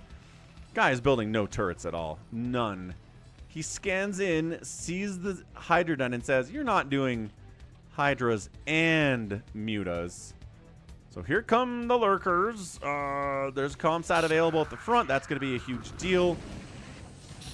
Oh, gosh. The lurkers are getting in. They are in position right on top of your bunkers. There's the scan. Lurkers pull back. Wait for the scan to wear off. Is there another scan available? No. Another scan available? Yes. Just now. That's 50 energy on a scan. It's very touch and go here for Ample. Ugh, sorry about that. Lurkers unburrow, reburrow, burrow, unburrow, reburrow, and a couple lurkers die without getting a lot done. Another lurker, and it's alive, but for how long? Out of comm sats. Entirely out of comm sats now, but a turret is coming in. Dude, Ample is on fire here. I thought Soma had tricked him. Nope. Ample was ready for everything. These lurkers have done nothing. They've done nothing at all. They've gone a couple hits off on a bunker that got easily repaired. It didn't kill any buildings at all. Maybe a couple Marines died, but Ample. Ooh, worker count is really bad for Soma. Soma is now making a Queen's Nest. I don't know if he's trying to get up to Hive on 2 base or what, but this is insane. Ah, these lurker eggs getting caught out in the middle of the map too. This might just be tap out time. Lurker. Okay, wow. Couple Marines died. Totally worth to get 2 lurkers there, though. More lurkers. More lurkers along the road. Along the road to success, there are many lurkers, they say. More racks coming in. Starport. Yep, Starport getting fired up from Ample, too. He's like, okay, I am going to need some kind of mobile detection here. It's got to be science vessels.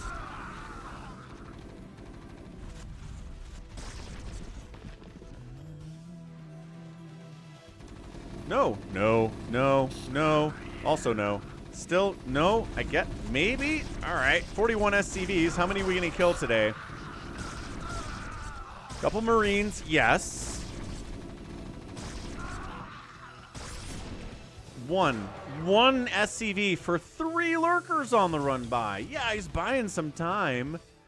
He's got a Hive on the way on 2 bases. But look, the Marines are checking at 3rd base locations, trying to make sure that he knows if the Zerg player takes the 3rd, and he's like, hey, if you want a 2 base versus 2 base me, I am all for that, bud. 100%. Siege mode's on the way, so he's going to have some siege tank support, but mostly this is going to be Marines. They're working on further attack upgrades. Siege mode against these lurkers is going to be insanely useful. Siege mode is, in fact, done. Unless he canceled it, he's going to siege it up. Is he going to siege it up? What's up, Psychonauts? Siege it up. Siege it up. Siege it up. No? I don't know, man. Macro hatch, great. Quick defiler mound. He's trying to get Dark Swarm Lurker out as fast as Zergly possible here. Can he pull it off? It's Soma. Yeah, he can. Will he? Don't know. Is Ample going to be ready for it anyway? Kind of feels like Ample's going to be ready for it anyway. Soma getting supply blocked is going to slow this whole plan down immensely too. Another scan just out the front to see if there's any lurkers hanging out on his front doorstep. What's up, Fingo? Yeah, Hertosis probably would have won. Science vessels in production. Excuse me. Lurkers burrowing in. Lurkers, no Dark Swarm, therefore having a very, very tough time of it. Gallons. I don't know. I think Zerg is dead. Siege Tank's looking pretty good against Lurkers, even inside of the Dark Swarm. Consume's on the way. Adrenal's on the way. Terran player, I don't know if he's got a Radiate yet. He is producing Science Vessels. Is that his first one? No. First one's down here. He's got to have a Radiate by now, right? Not have a full picture of all of the details. And now you're a dead nerd. Nobody's dead yet, though. No one's a dead nerd in this game. It's close. Again, Consume is finishing up now. Go Consume, Consume. There it is. Immediate Consume usage. Bam. Dark Swarm pops up. Lurkers get in there, forcing them back. Excellent, excellent. Insanely tight timing there from Soma. It's still a 2-basing Zerg versus a 2-basing Terran. Not good. What's up, Cheese Boy? Swinging up the left side, though. Kind of getting stuck a little bit. Another Dark Swarm. Pop. There it is. Couple Marines die. Good immediate reaction from Ample. Backing out. These Lurkers don't have any support. Wait, where did my Defilers go, they say? And run for it.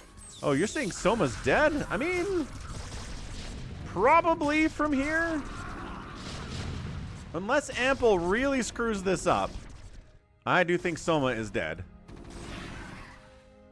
Did that SCV get a kill? No. Kill Stealer with that Marine. I mean, he did most of the damage, but still. Sneaking a third base, maybe. He's running his Overlords over here, like he's hiding them from Valkyries or something. I don't know. Lings have Adrenal. He's really forcing the Terran player back here. Dark Swarm. Couple more Marines die. A medic gets hacked to death by Lurker Spines. Irradiates. Getting tossed out. Not fast, because there aren't that many Science Vessels yet. That's another one available, though. He wants the Defiler. Yeah, he's like, if we dematrix, we can handle these Lurkers as long as there's not a Defiler around. Yeah, he wants to rob. He doesn't want to get plagued. He doesn't want to get caught by Scourge. There aren't any, though. Soma's playing extremely risky with no Scourge. No anti-air to help deal with these Science Vessels at all. Oh, look. A giant drop. Ah, Ample sniped the Defiler mount. No, it's over here. He sniped whatever this was. I don't know. Crackling's trying to save it, but dude, fire bats. Fire bats.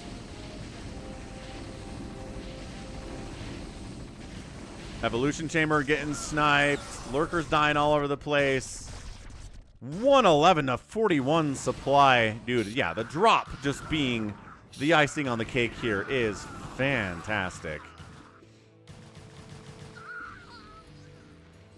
I think that's it, folks. I think we are looking at a dead nerd now. Psychonauts was right. Good read on the game. Still no third base. Nah. This would require...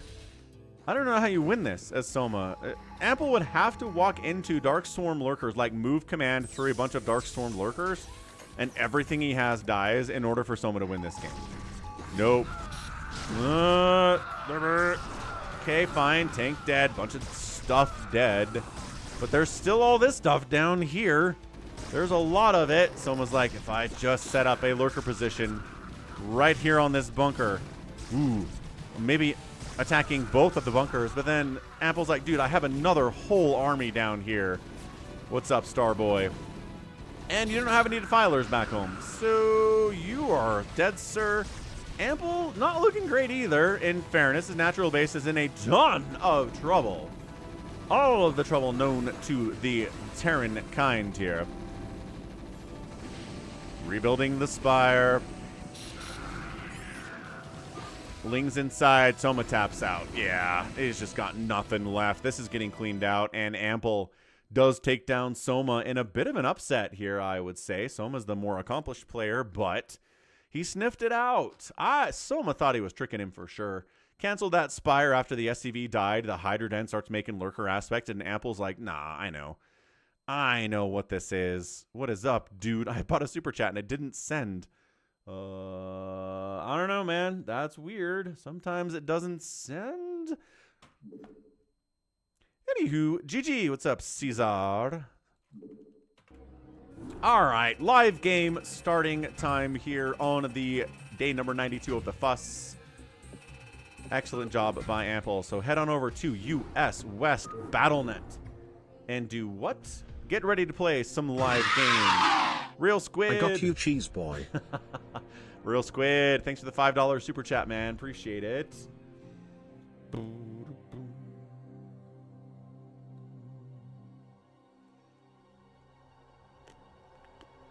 Okay, I'm going to grab this replay. 2021-0807. Soma Ample. And then we head over here to this stuff. Derek462. Subscribing with Prime. Let's go, Derek. Thanks for the Prime sub. Getting some good Prime subs recently, I gotta say. Guys are doing it. Doing it. Doing it. Jack wants to play Phantom today. Sure. What's your US West Battle.net name?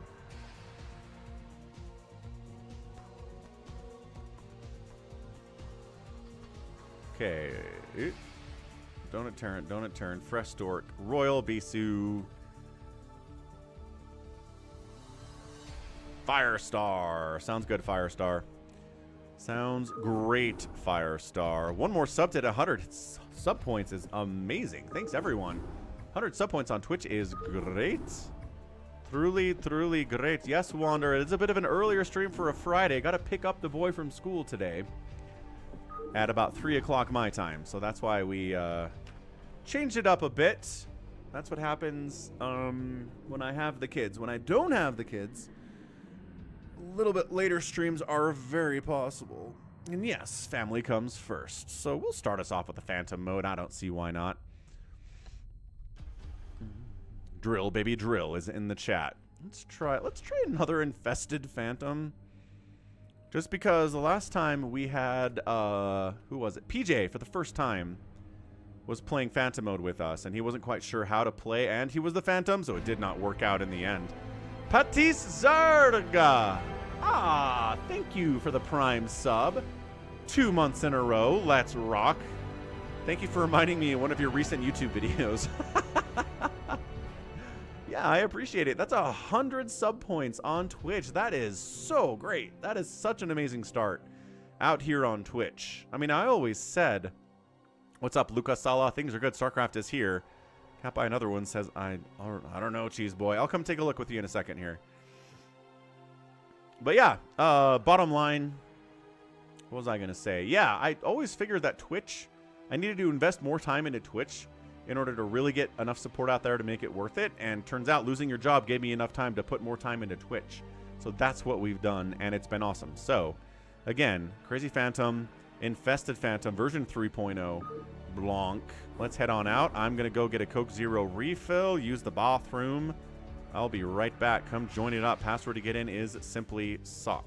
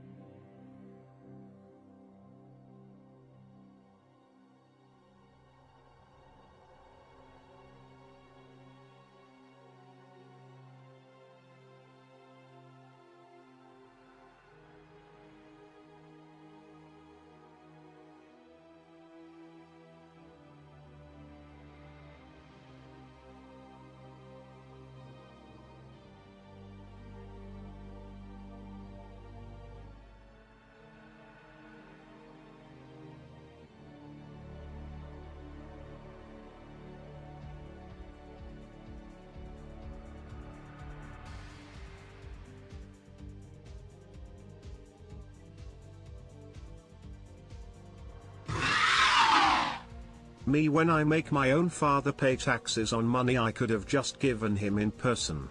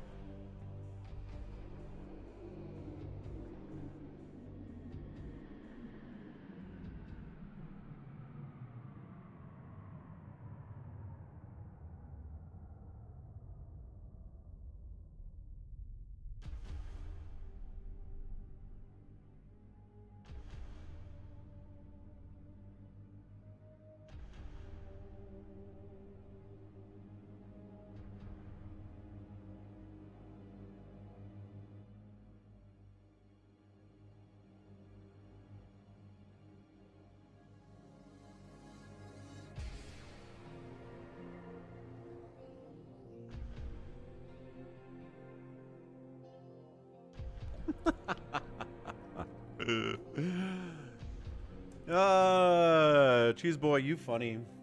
That is funny. I mean, he's not wrong about that. Don't let me send another. Hit that goal.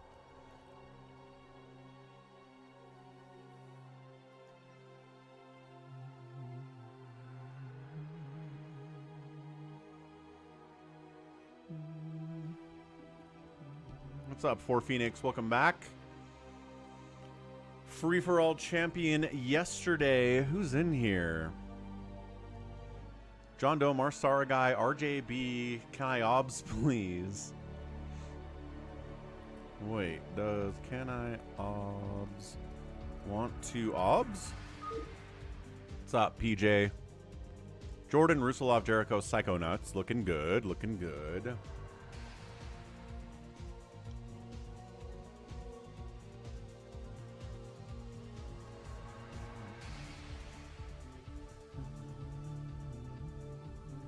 Can I obs please wants to play. Okay, fine.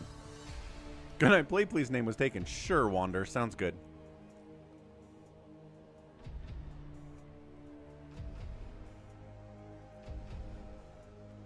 Heyo. Yummy. First super chat of the day.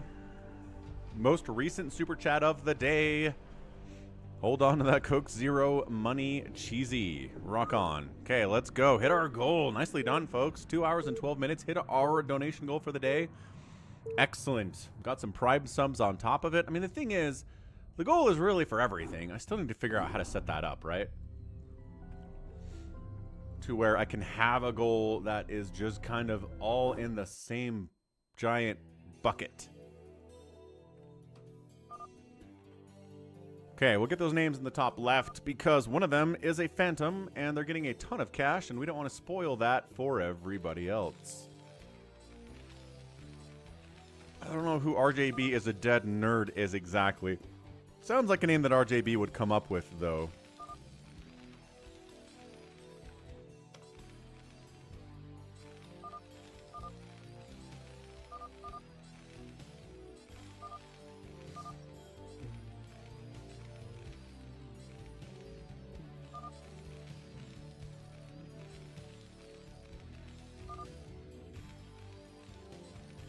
Alright, names top left. Let's go Marsara guy. Orange, Terran, 12 o'clock, A, blue, Protoss. Can I obs, please? I assume that's Wander based on how he's talking. Top right is Jericho. Right side is G22. Bottom side, a Protoss player, Psychonauts. Jordan's playing Terran. An orange Protoss. Bottom left is RJB equals a dead nerd. Again, could be RJB. And the left side, it is Rusalov playing his beloved Terran. What's up, Sarnak? Thanks, Arcanized, for throwing out the Phantom command. Arcadiox is Can I obs? Oh, nice. He changed his name. And behold, Your infested command centers are here as ordered, folks. By that I mean there's one of them. I think they're stacked. Yeah, they're all 3 of them are all stacked up. Did he get 3 this time?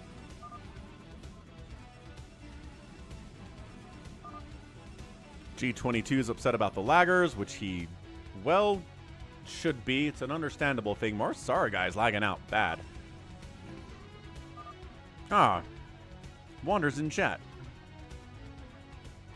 No, Sarnak. Teams do not know who their teams are. Hey, what's up, Arcanice? Hey, what's up, Nailedy? Nah, this is Phantom mode. So 1 or 2 players are Phantoms. Their goal is to kill everybody else on the map. If they do that, they win. They get extra passive income to do that. And you have to figure out who they are. It's like a game of Among Us or Werewolf or Mafia if you played those before. He's totally going to drop. At 3 seconds, you never come out of this. He's gone. Marsara's dropped. And he was a Slayer, so okie doke. Bummer. Bummer of a bad internet day for Marsara guy. I don't think the colors mean anything, Gallons. I'm pretty sure Dead just wanted there to be less chaos than everyone has the same colors, but still a bunch of chaos. So we've got 3 color options. I don't know. You'll have to ask Dead about this. Yeah, Sarnak. Exactly. So, on this version 2, only on this version, you're given 3 infested command centers with which to do nefarious infested Terran stuff, because Dead Infested loves an infested Terran. You never get to see him in games, so he is creating a UMS version of Phantom where you get infested Terrans. You can use them to wall off against early Ling or Zealot pressure. Pretty cool that way. You can use them to scout because they float fairly quickly and have a ton of HP. So a lot of stuff you can do with them, and he gave you a bunch of supply too, so that you can make infested Terrans at the same time. So this is pretty good, honestly, for Arkadiox up here. He can probably build on Marsara's base if he wants. Or maybe Rusalov could swing over here and take it. What's up, Jeremy? Yeah. Jeremy, it's a game that I cast about an hour ago. It's a PvP featuring Stork and Fresh. So if you rewind about an hour and find a PvP, that's the one. I will warn you, the scout usage is very minimal and not very good. And in fact, it doesn't make any sense for the situation. But we got some scouts anyway from Stork, so by golly, I put it in the thumbnail because holy crap, scouts in a PvP. No problem, Jeremy.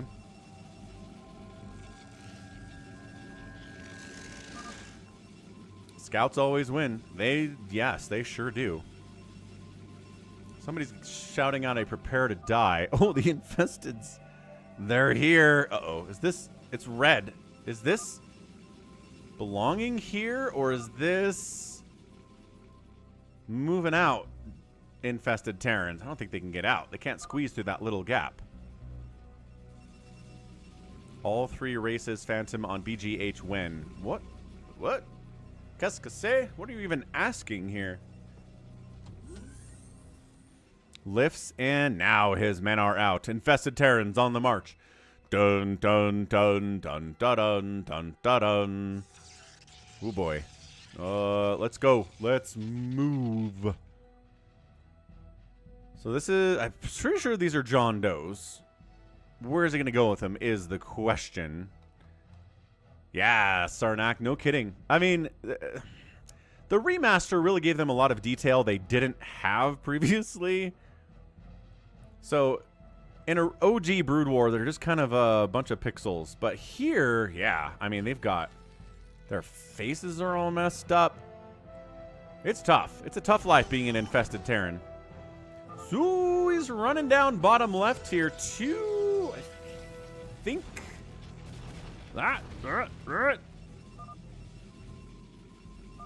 Did not connect. RJB is dead nerd is over here. I'm a paladin, says G22, and I'm here to kill you with infested Terrans. And Jordan taps. Okay, Jordan's out. And sounds like Jordan was a Slayer because nobody's freaking out at all. Yeah, and the problem with Infested Terrans in groups is that they do friendly fire splash damage. So if you send 6 Infested Terrans at something and one of them explodes, he kills all his buddies before they can explode. It's bad news. They should be more like Banelings in StarCraft 2, where if they explode and they do damage, instead of just dying miserably and not doing any damage at all. Which, there are a lot of problems with Infested Terrans. That's a big one. That's a big one. Arcanice wants some Gamba. Okie doke. Let's get a little bit of Falcon Chip gambling out there on the Twitch. I mean, at this point, the Phantoms are feeling okay because 2 Slayers have died already, and no Phantoms have been discovered. So their odds are better than they were at the start of the game. I'm assuming that Jordan down here was a Slayer because nobody freaked out and said, holy crap, it was a Phantom the whole time. I think he was just a Slayer.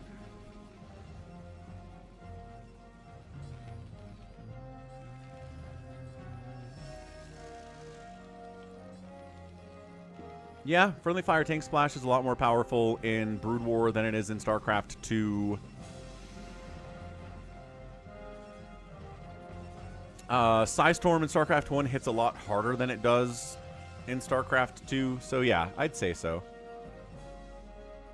He's still heading down to, again, I'm assuming RJB is the RJB player here. Bam. See, one at a time.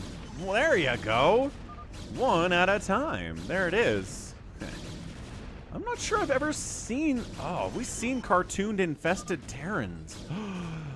I don't know that we ever have. Actually, we might have to pull that out here. We've seen every other unit in cartooned, but I don't think that we've seen Infested Terrans in cartooned before. Aha! Oh! Guess who's got his own? RJB is a dead nerd.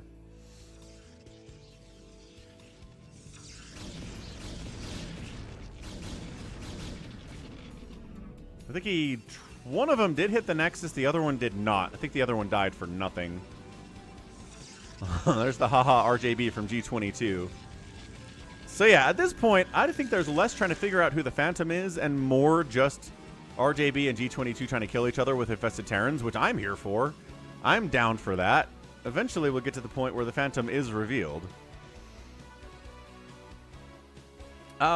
Yeah, so good news, Sarnak. That's called StarCraft Evolution, where it's Brood War versus StarCraft 2. I've cast a few of those games on the channel. Nice connections there. And I will be casting a live event on Saturday, starting at 11 a.m. Eastern. Or, sorry, 9 a.m. Eastern. 11 a.m. my time. 9 a.m. Eastern. And, yeah, it'll be a pretty fun time, so... Be back here on Saturday. You'll see some more Falcon casting, the StarCraft Evolution, if that's what you're into. I like it a lot. I think it's really fun. I like StarCraft 2 and Brood War, though.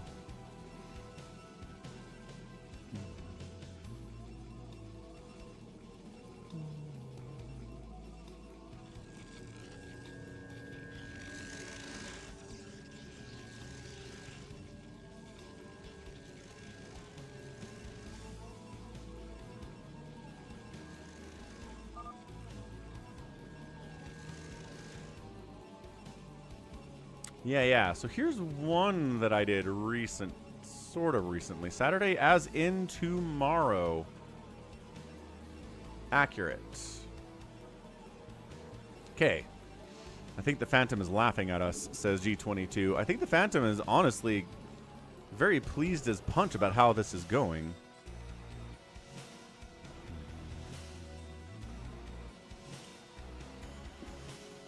Yeah, 9 a.m. my time, 11 a.m. No, dang it, Wander, no. It's 9 a.m. Eastern, 11 a.m. my time. I have the GOAT. What's up, dude? Thanks for stopping by. Good to see ya.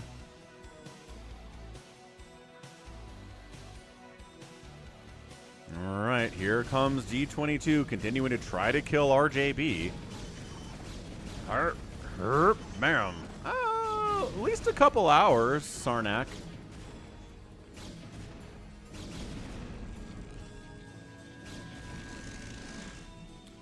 I need to find the tournament bracket. Actually, StarCraft 2's BattleNet servers are having some issues with custom lobbies right now. So hopefully that gets fixed, but if it doesn't, they said they might have to postpone the event. Oh, there it is. Arcanice found a version of the Infested Terran in cartoon and tossed it in the Discord server. Awesome, awesome stuff.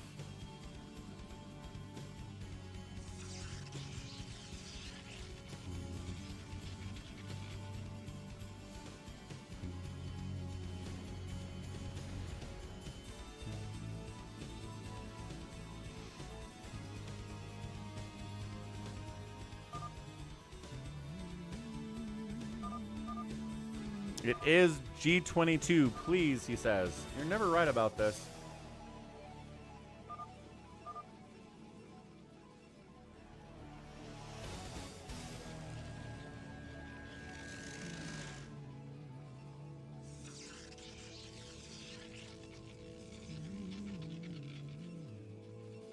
Yeah, let me see if I can find a...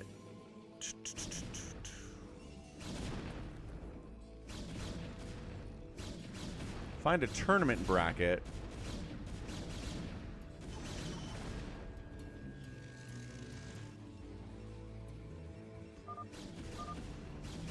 There are... Oh, there it is. There's the bracket. Nobody's going to do anything. I'm just going to die to this. Psychonauts is like, I guess I'll attack him. Sure.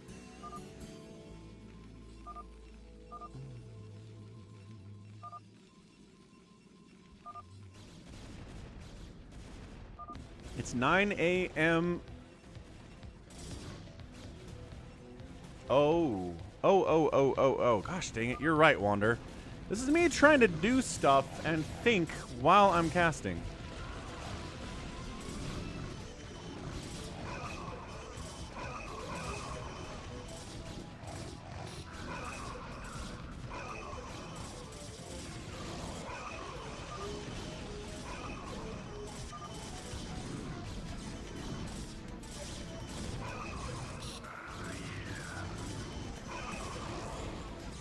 There you go. So there's the bracket.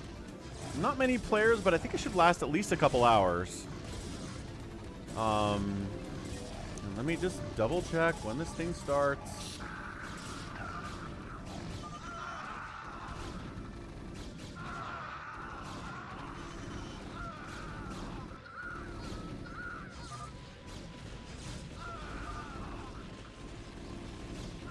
Additionally, it looks like G22 is getting hit by multiple people. Psychonauts said he would help.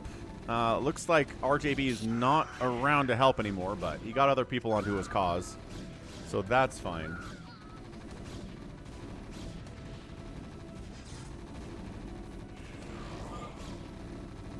Oh, snap. Okay, so it is 9 a.m. Eastern time, 7 a.m. my time. That's right. Okay, so 9 a.m. Eastern. You got it. Sarnak joins the Discord server as G22 gets punched in the nose as usual.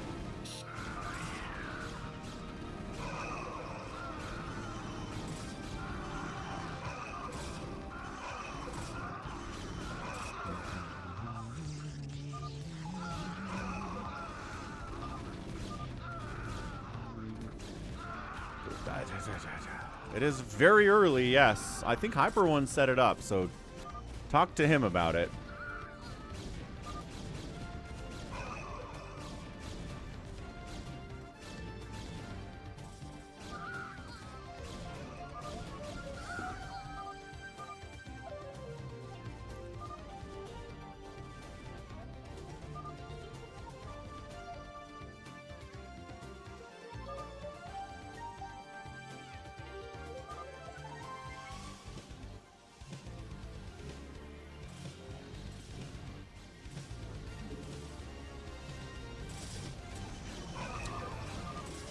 Got some blue on blue center Protoss stuff happening. This is insane. Yeah, why are we sparing G22? This doesn't make any sense. I'm not even sure who's unallied and who's allied right now. Got some scouts in the bottom right position. Psychonauts, it looks like. Big old massive Reaver drop. Somebody's Reaver dropping bottom right on Psychonauts. Yeah, it's going to be early for everyone, Sarnak. Not wrong. Okay, scouts. Clearing it out for the most part here, but they don't have their speed upgraded yet. They cannot chase. So, Psychonauts got Reaver dropped. He's hurt really bad. G22 got crushed. His natural base died. His main base is in a lot of trouble. Why is the top right base so small? I don't know that it is. And someone's going nuclear launch detected. Who would that be? I have no hope of finding this nuke. None whatsoever. I'm assuming it's blue? Yeah, I think it's blue's the only option. So, oh, right here. I was on it by accident. Nice. 12 o'clock got hit. Can I obs please got nuked.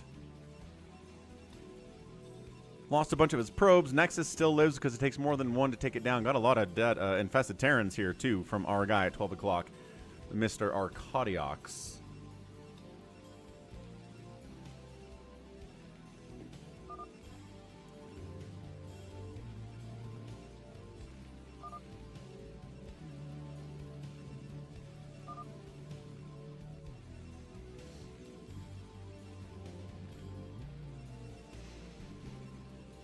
Okay, kids, who's next? Do we get another nuke? Do we get infested Terran connections on somebody? I have no idea why Psychonauts got spared or why G22 got spared.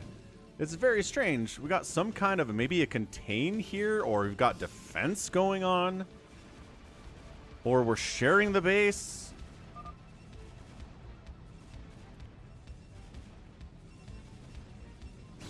I don't... Ah! Blue Protoss is going...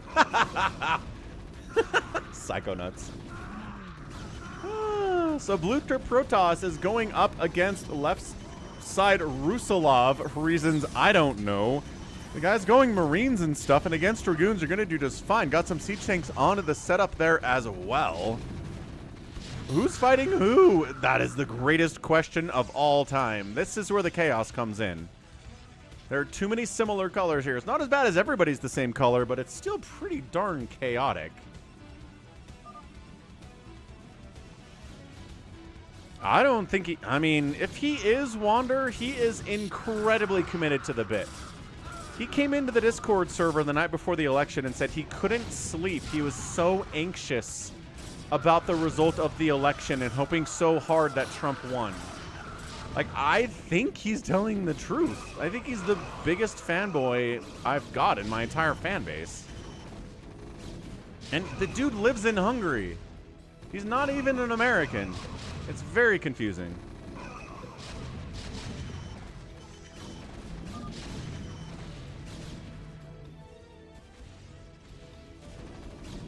Yeah, Rusalov is holding. He says that it is... red and blue? He says 2 and 5. He says it's Psychonauts, and he says it's 12 o'clock is what he says. Not 2. That's a 12 o'clock spawn.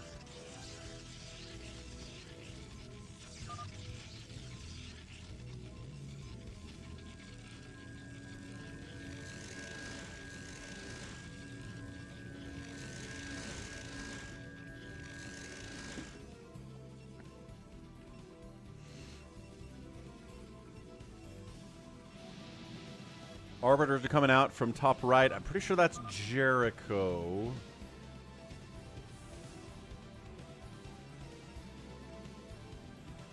I think Psychonauts is whispering. The problem with whispers in this mode is that obs can see the whispers, and so I have to be very careful about reading messages out loud. So, yeah, like chats can sometimes totally spoil what's going on here. So I'm not going to read any of this chat out loud. This feels like a recall? Or maybe you're just coming home with the Arbiter. Okay, so that implies that Jericho's top right and top left. He's the one who built on Marsara Guy's disconnect. I guess it kind of does, Sarnak. Yeah, I mean, there are Europeans who have, you know, similar right-wing political beliefs that Trump does. And I'm sure there are certain European politicians who have American fans as well. But I'm just saying, I don't know. I just don't know that I have any American fans who are huge, as big a Trump fan as G22 is. That's all I'm saying. Because I'm sure any of them had anxiety about the election results on election night.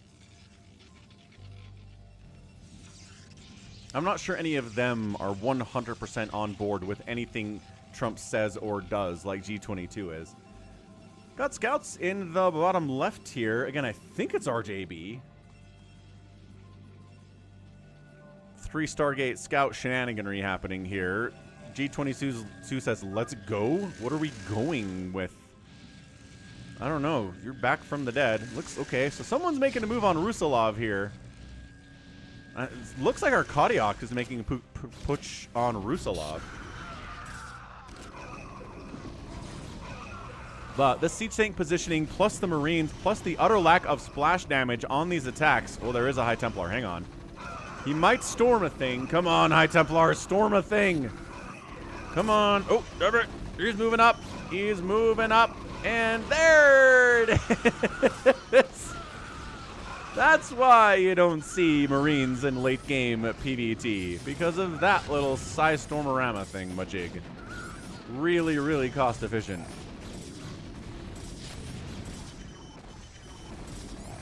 Could be Hamster Wander. Wouldn't be shocked by that. Hamster usually just plays as Hamster, though. I don't know that he's smurfed with us before. Rusalov is asking RJB equals dead nerd for help, whoever that happens to be. Because you're right, RJB doesn't make scouts. RJB never makes scouts.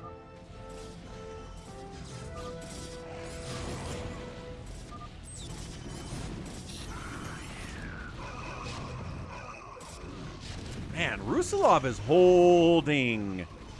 Not bringing enough splash damage at this party. These two tanks have got to have like 1,000,000 kills. 12 kills and 10 kills on those guys. And a lot of those are Dragoons.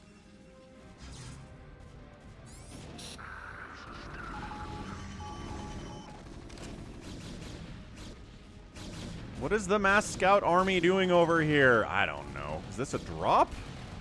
Infested Terran drop on the Nexus. Not enough to kill it. Wait, he says, I didn't actually get the Nexus. Got the Nexus.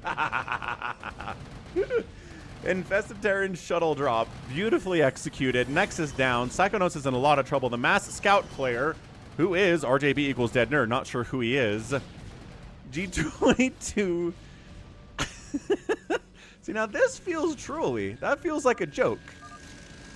Psychonauts getting killed by mass scoutage. What the what? Oh, plus somebody else is coming in to kill him. Oh, it looks like our guy, I'm guessing this is G22, in to kill him. Psychonauts GG's out. And bam. That's one Phantom down. There you go. Calls it out. One player Phantom. Psychonauts is out. There are... RJB is dead nerd says that Jericho is Phantom. Interesting. Jericho says I am a Slayer. Actually.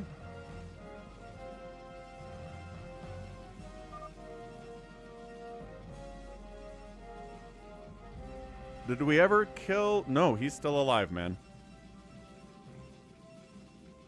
He assisted in the death of Psychonauts, so no, he's not dead. Yeah, I mean, the Zealot attack animation is pretty 1998. They didn't really change the style of the animation or the animation itself. They just HD'd everything, right? Freshened up some visuals. They didn't really change how it works or how it moves or how it acts or how it performs. The remaster was just a remaster, not a remake, which is an important distinction. Little shield battery shenanigans on the mass scout plays.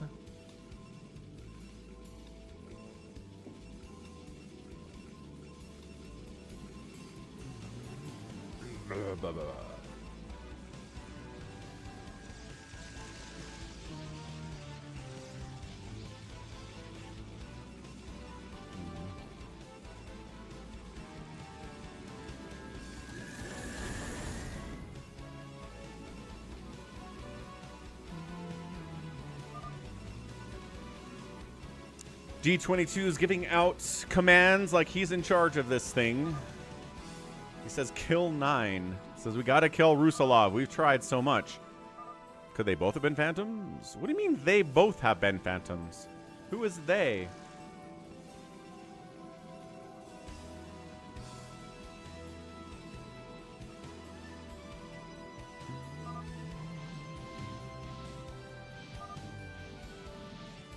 Yeah, right? Michigan Mandan, exactly. Little details like that are just not really there in the OG graphics from 1998. But again, they had their limitations. They did what they could. The game looked great for 98, no complaints. But making it look better for a more modern audience was a great choice, and they nailed it. So good job by Blizzard at the time. They haven't done great at everything, but this is something I think everybody's very happy about. Plus, you can still play with the OG graphics if you want.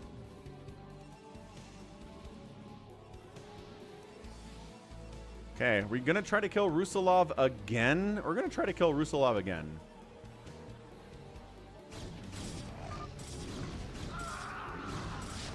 So, okie doke. Rusalov having a rough go of it here.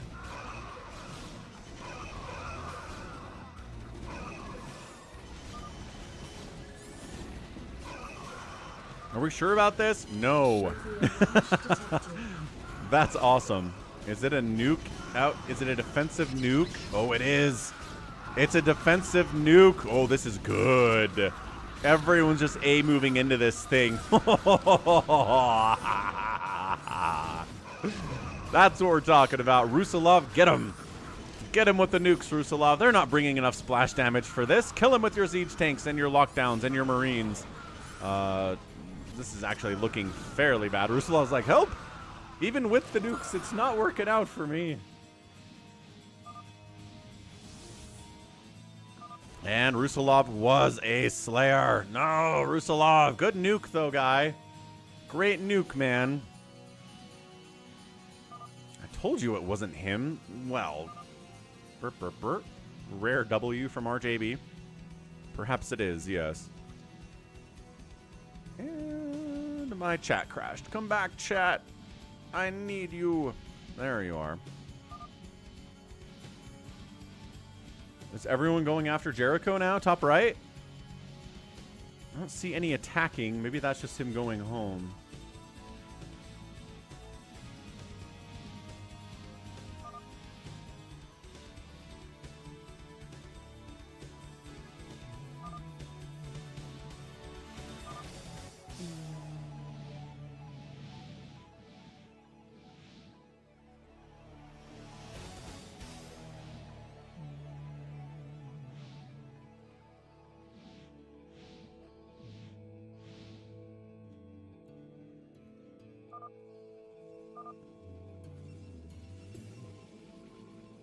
Is RJB is a dead nerd on 6 bases of income right now? That's insane. Better hope it's not RJB is a dead nerd.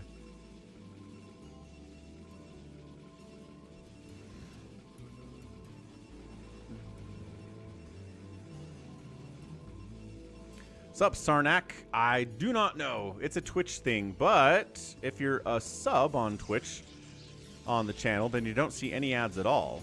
So if you're an Amazon Prime member, you can sub with Prime and get no ads out on Twitch whatsoever. You can just do a regular tier 1 sub as well to get the same benefit. Pretty good deal. Gallons throwing out duck faces. Some kind of nose. Some kind of nose thing.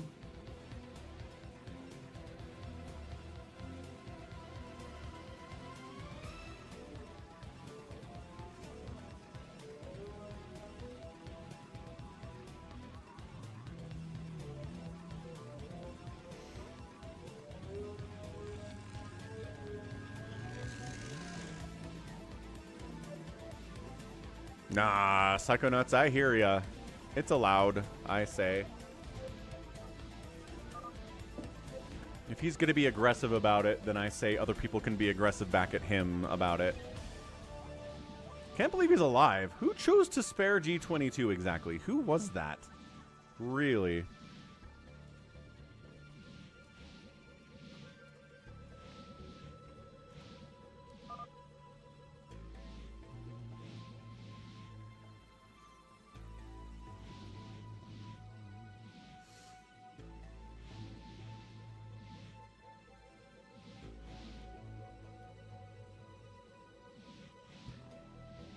All right, kiddos, it is time. Who is here that wants to punch someone else in the face? I'm really shocked G22 is just hanging out.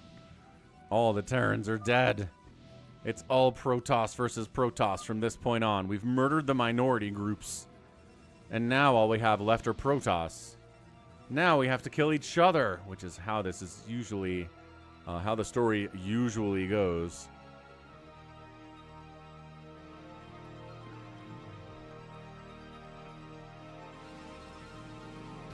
First they came for the Zergs, and I said nothing because I was a Protoss. Then they came for the Terrans, and I said nothing because I was a Protoss. And then they came for me because I was different enough. I was a different color Protoss, and no one was left to save my butt. And then I died. The end. That's exactly how this is working. It's either 12 or 1, says RJB as a dead nerd. It's either Arcadiox or Jericho. Jericho says, that's not me. 12 100% then?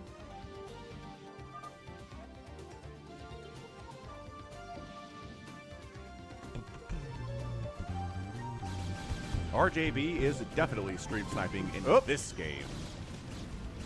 Well, somebody's long distance mining and getting shot in the face. Did Arcadiox just unally RJB is dead nerd? I think he might have gone preemptive with that and been like, fine, screw you. Oh, storm into the scouts. Dragoons hitting the scouts with +3. The scouts stack up so much. They are just like Mutalisks that way. They are really vulnerable to the splash damage. Coming in, G22 also teaming up at 12 o'clock here. And somebody recalled on Arcadiox as well. Oh no, Arcadiox, you're in trouble, folks. Gallons! Gallons, I thought we liked each other. I thought we were friends. Why would you take my words out of context like that? Ah. Arcadiox desperately trying to hold on here, producing, fighting, cannons doing work. But he's getting hit by, I think, 3 separate people, and that is just a tough spot to find yourself in. Really, at this point, if there's only 3 dudes left, who is alive? Arcadiox is alive, Jericho is alive, G22 is alive, and RJB is alive. So 4 people are alive. One of them's a Phantom. Hey, Jeremy, peace. I'm glad you enjoyed the PvP with the scout usage. Reaver hit. Reaver hit. Yeah, Reaver hit. That's what we're talking about. That's what we're here for, is the Reaver hits.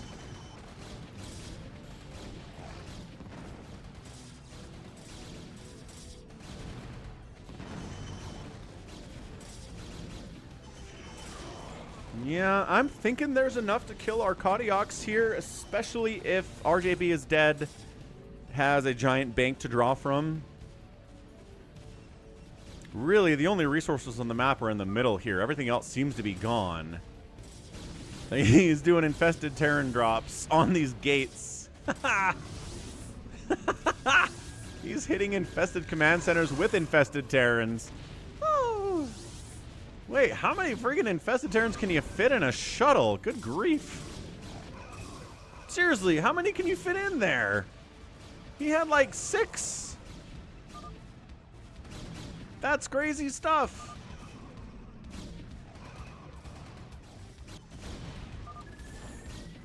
Recall is not a good move with infestants. It is not. Because of the friendly fire splash. Arcadiox GG's out. And he says he is the Phantom. And he's left the game. GG. GG, Slayers win. Boy, I sure hope the people who needed the who needed the Falcon chips have rooted for the Slayers in that game.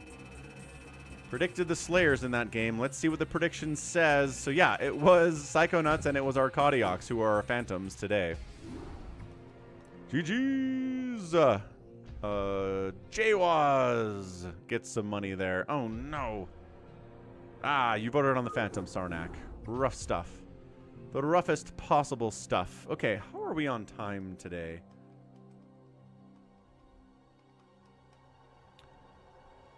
Let's do a random sat micro, and then let's do a free-for-all to wrap this thing up. Let's get a good group in here for random sat micro. I want everybody involved to know what they're doing. We have to beat the CPU at some point. It's got to happen. Savior Sword, Yimmy, Gallons, Starboy, Mutabomb. Gallons is out. Starboy is out. Mutabomb is out. Mac is in. Mark Reeves. Is Mark Reeves? Obs, please. Firestar is in. Firestar leaves.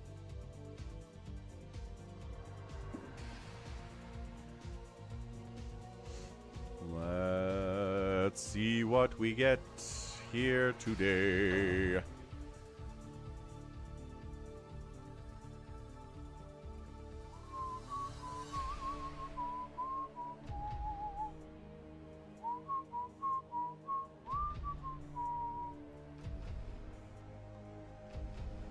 Arcadiacs and Psychonauts were killing each other. That's always the problem in Phantom mode, is that sometimes the Phantoms go off on each other like that.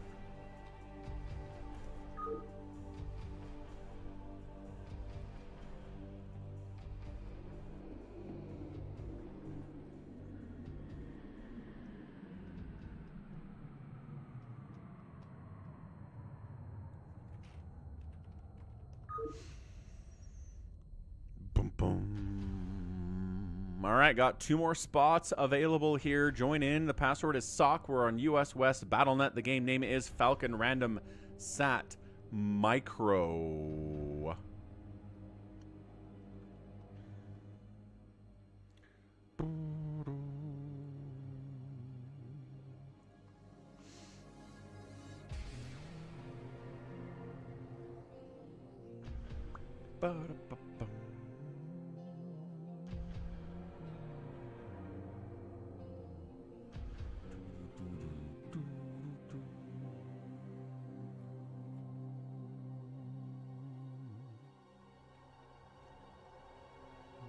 Mutabomb moved up.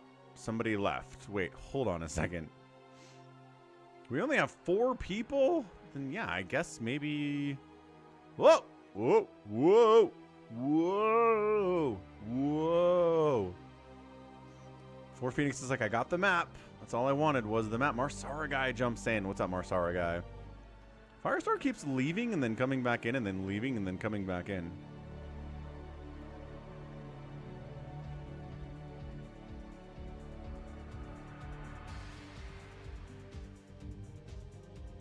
What's written in the strip below? Oh.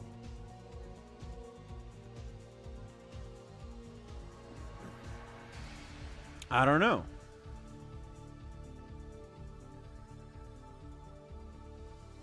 I think it's X20 X28. I don't know what that says. That's a great question. Lol.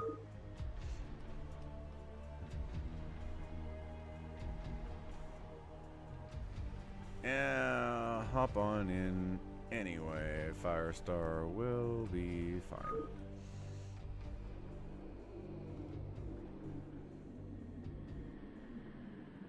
Cool. We rock.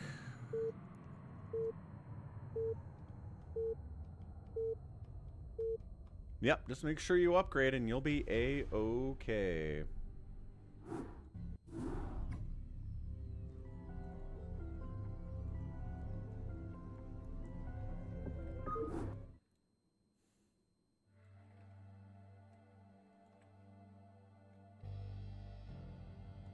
Okie doke, here we go. Jericho, Yimmy, Savior Sword, 4 Phoenix, Firestar, and Marsara guy. We're gonna get rounds of evil AI controlled units to come from the top to the bottom to destroy you and your little group of randomly generated stuff. Lings, Hydras, and a Reaver. Sure. We got Goliath, High Templar, and Hydralisks. Okay, everyone has a different group. They gotta deal with the same group.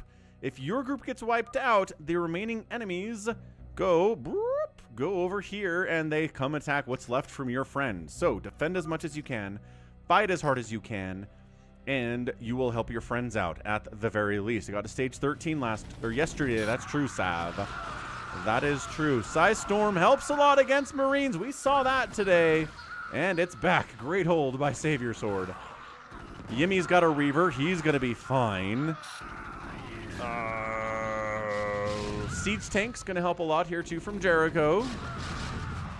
Hydra's trying to buffer a little bit for the tanks. So the tanks don't take direct hits like they are. Should be a hole down here for Phoenix. He's trying to buy time, and then the rest of the Marines come down this way. Sieging up again. Medic's trying to hold. This is a UMS J. Lee. Yes, it is. Yeah, Sarnak. So just like I explained it, you have different rounds. This is round 1. You have your little island you're sitting on. Enemy CPU units will come down and try to kill you. And if everybody manages to kill in every one of their islands, then you win the stage and you go on to stage 2 and stage 3 until you get to stage 15. That's the bottom line. Everyone's fighting the same group of enemy units, the same type of enemy units, but your spawn is different than everybody else's, right? See, this group is different from this group, is different from this group, is different from this group, etc., etc., etc. Savior Sword should probably build a bunker against this Ling Hydra stuff. It was defeated once in, like, July, I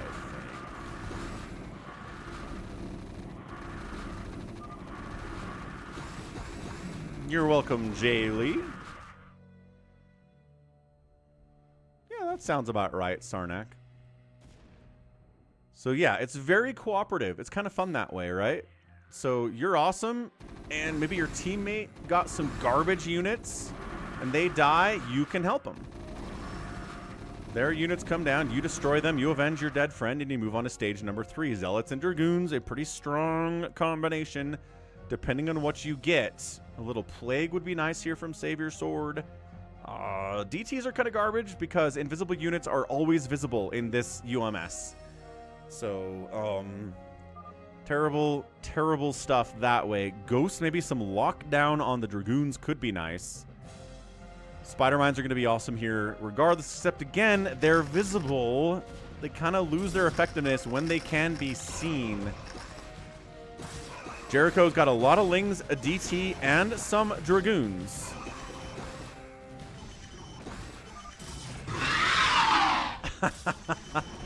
What's up, Arcadiox? Phantom 3 times, and all 3 times I was at 12th position. Also, Streamlabs Dono not working today for me. That's weird, Arcadiox. That is some weird RNG, man. Thanks for the $10 super chat.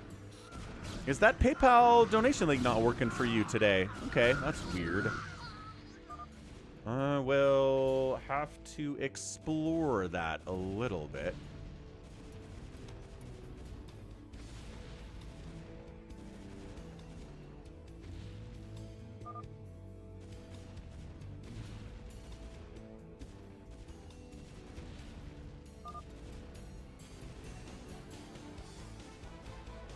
Huh, you know, it works here. Does that work?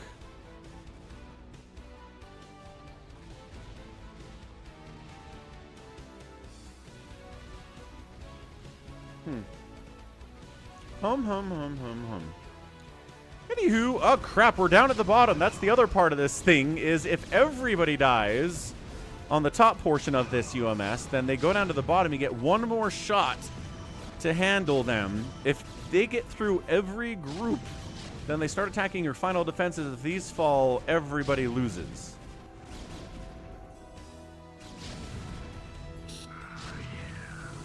Oh, a CAPTCHA. That's weird, Arcadiox. So this direct link doesn't work for you then.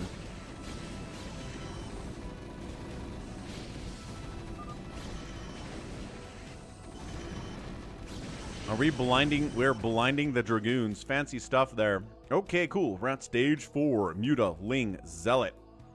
Pretty scary stuff here if you don't have any anti-air. Ooh, an Infested Terran is out from Savior Sword. Let's see. if he gets any connections that way. And then, yeah, I mean, if the Streamlabs connectivity with PayPal isn't working, then paypal.com, send to falconpaladin@gmail.com. The basic way without the TTS should work too. That's always an option. Yes. The bottom levels do refresh with new unit compositions every time, Sarnak. It usually draws, well, I don't know if that's fair to say. This is a very, very scary one. Yeah, this is going bottom. We need plagues, and we need splash damage immediately. None of that. None of that. None of that. We're done. That's it. We're done. GG. GG. We're not stopping this. Without Plague or Darks, without Defilers or High Templars, this is not happening. We are finished. That was fast, unfortunately.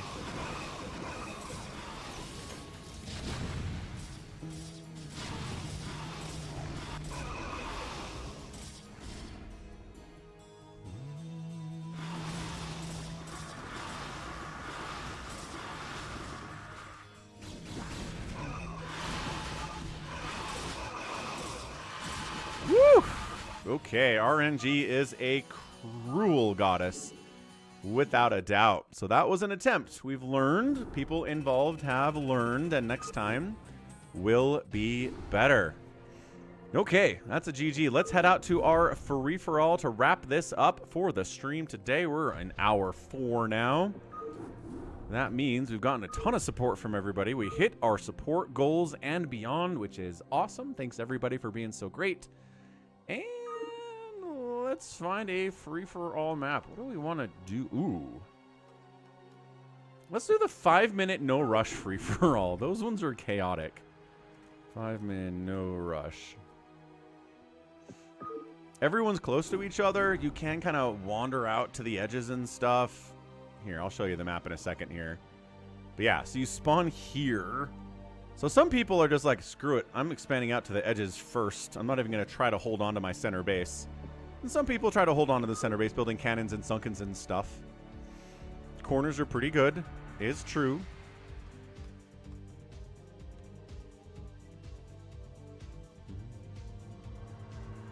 Star is now Guardian Blade.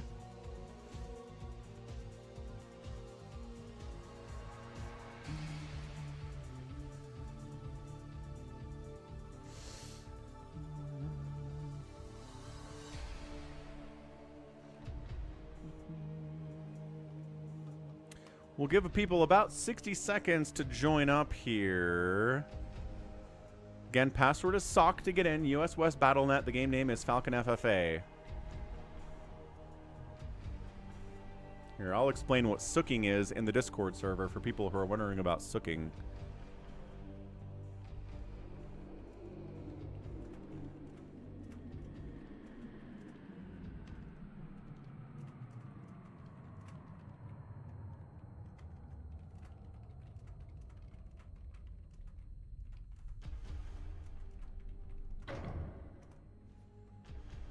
There we go. Crimney's in. G22 is in. Did somebody leave?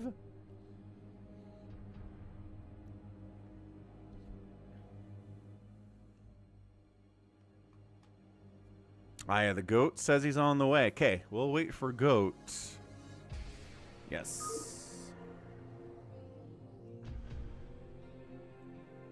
Come on, Eye of the Goat, let's go, Eye of the Goat. Eye of the Goat, and it's Eye of the Goat.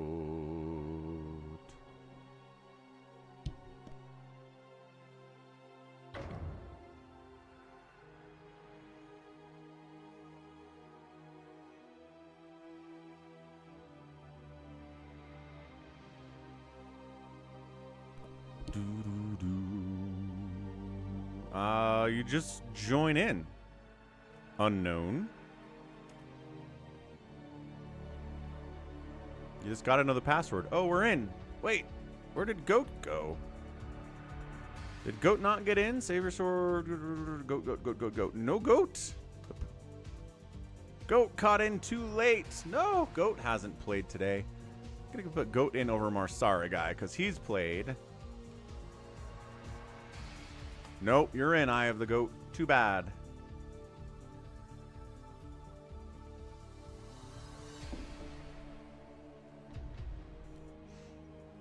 And we're in. Choose race, Goat. And he did it. Okay. Rock on. 5-minute no rush. Make your decisions here. Hey, Veet.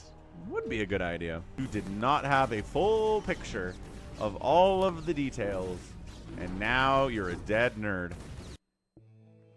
Cool, cool, cool. Free for all. Everyone is very, very close. So let's do it this way. Eye of the Goat is in here. He is, my goodness, what color? It's a tan color. Whatever. I think he's Protoss. Guardian Blade is in the house. Yimmy, save your sword. We've got RJB equals dead nerd. Drill Baby Drill, who is G22. Criminy and 4 Phoenix. All right here. It is a 5-minute timer. No one can attack each other yet. You can build stuff.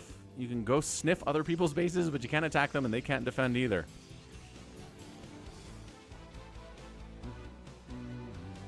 Yes. Well, I mean, yeah. I don't know if it's that small, Sarnak, but yo.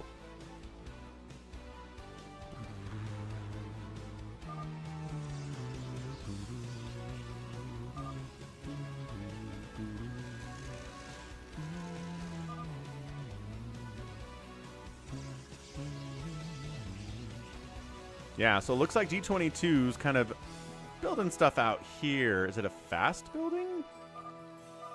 Nope. So, as far as I know, stuff doesn't build fast.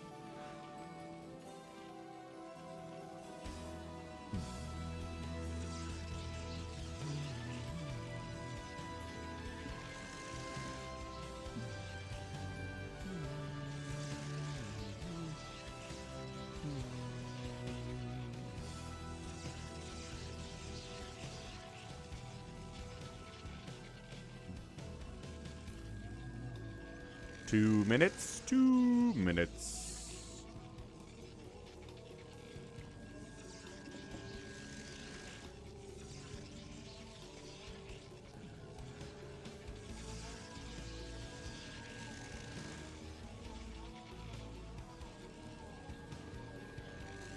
Dates back to prehistorical times when humans used to sit around and stare at each other all day.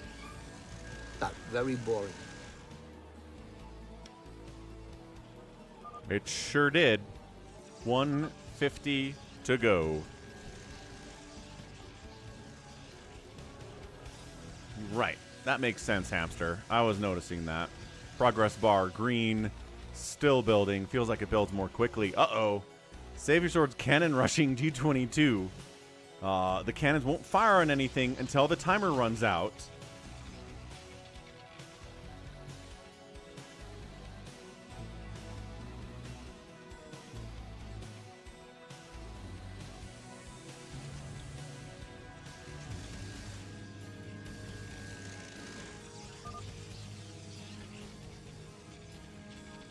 He's floating and just moving somewhere else to another base. What's up, Detroit? Oh, it's snowing bad right now in Detroit. That's interesting. This is 5-minute no rush free-for-all, Detroit. It's third or fourth time we've played it, I think. It does lead to some excellent chaos. Like, everything's... Look at this. We're going to get a sunken cannon fight over here. We're going to get a sunken bunker fight over here. These cannons are going to take down whatever's here of G22s. 10 seconds to go. Here goes nothing. 2, 1, bam. All right. On both sides, dude. Guardian Blade's getting hit bad on both angles here.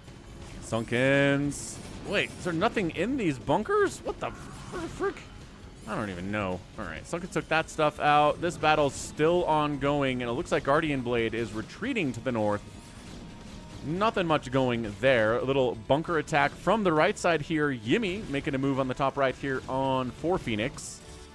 But Zealots going after the bunker, not so much. Cannon on the refineries, a little bit of chaos, and it looks like, yep, that's a win here for sunkening RJB equals dead nerd, forcing a liftoff and a retreat from Eye of the Goat down to the south. So the early aggression is interesting. Detroit says, I remember Savior Sword killing me in this.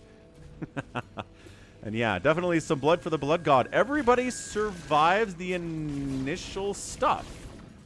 John Doe's actually pretty dead. I think Savior Sword is generally focused on him at this point. He's got 6 total supply. He is really, really low in supply compared to everybody else. We'll see if he can handle it, though.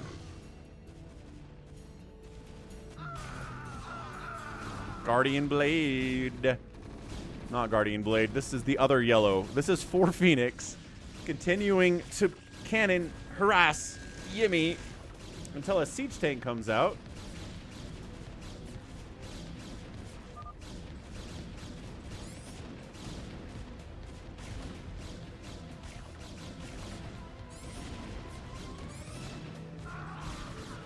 Ah, Dragon Marines into these cannons. Ah, the siege tank got killed by a sunken. What the what? What is the distance on that sunken? Yimmy's like, I had him. And then RJB is a dead nerd, got in the way. And now Yimmy has to lift off and retreat to the 3 o'clock spot. But that's a million. He can't do that. Dude, the Terrans are having a rough go of it here. Really, really rough go of it here. Guardian Blade taps out. Lings from Crimney. Did not have a full picture of all of the details, and now you're a dead nerd. Yeah, and that's it, dude. Crimney takes down Guardian Blade. The early Sunkens wiped him out early. He tried to relocate up here, but Crimney followed him in and killed him.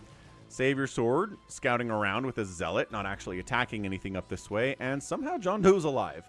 G22, rather, is at 11 supply. Guardian Blade is Starboy. I know he is, but he wants to be known as Guardian Blade today. And interestingly enough, not going right. Instead, 4 Phoenix decides to attack into the infinite sunken setup here of RJB Dead Nerd. I'm not entirely sure who this is still. I don't think it's Wander. I don't think it's Hamster. Could it be Lucky Noob? Could be Lucky Noob.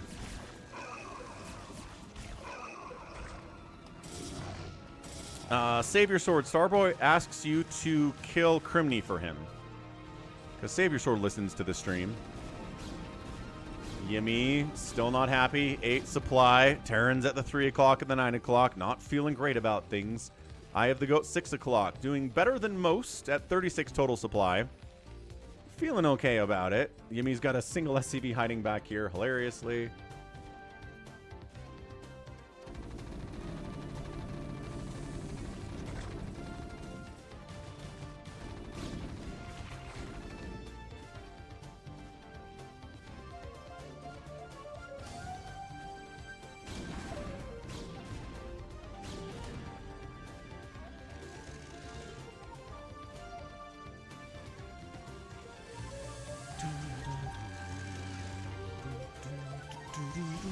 Wander is not in StarCraft right now. Like I said, I don't think it's Wander.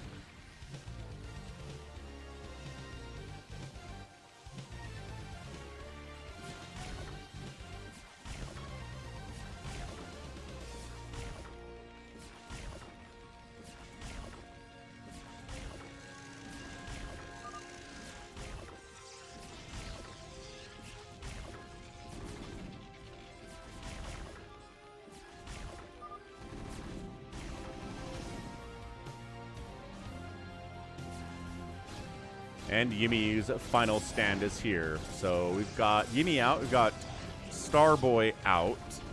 Everybody else appears to be relatively stabilizing. I like that the strategy is just mass sunken over here for RJB. RJB is dead nerd. He has no anti-air whatsoever.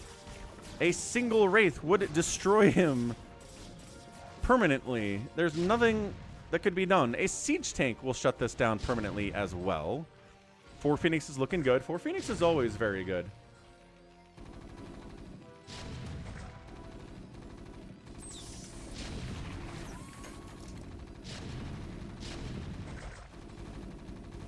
Yeah, so unfortunately, your whole sunken strategy is murdered by the fact that a single siege tank exists from Eye of the Goat. So Gotta rethink this. Or Phoenix keeps sending zealots into these Sunkens and losing them for no reason.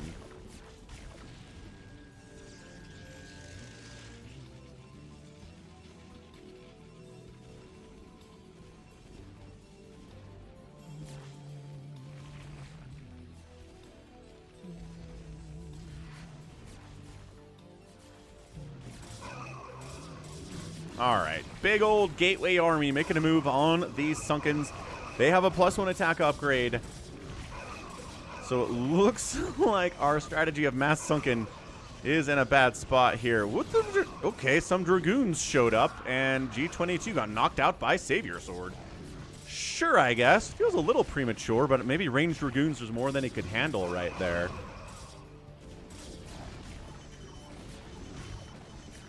Yeah, I think the Mass Sunken strategy has completely failed. Doesn't even have... Does have a... I mean, obviously has a spawning pool. Has a Spire. Gas income, yes. Could be building some Mutalisks here. Maybe there's a transition out of this for whoever is saying RJB is a dead nerd here. Don't know who that is whatsoever. What's up, Afgatinis? It is the last game today. We'll be back tomorrow. I think what we might do... Oh, man, that is such an early stream. It's going to be a heck of an early stream tomorrow. 9 a.m. Eastern, folks. Going to be streaming StarCraft Evolution for as long as that happens, and then we'll go into straight-up Brood War after that. Probably just do live games tomorrow. No replay casting, because I've done StarCraft Evolution replay casting. So that's the plan for tomorrow.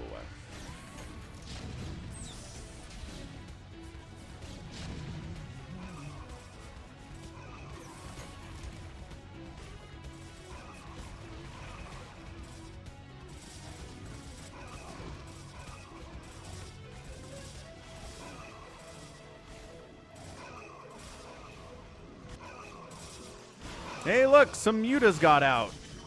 From RJB is a dead nerd. He's going to save his base with Mutalisks. Let's go. How are we doing? 39 supply. Not too shabby. The transition is amazing. Honestly.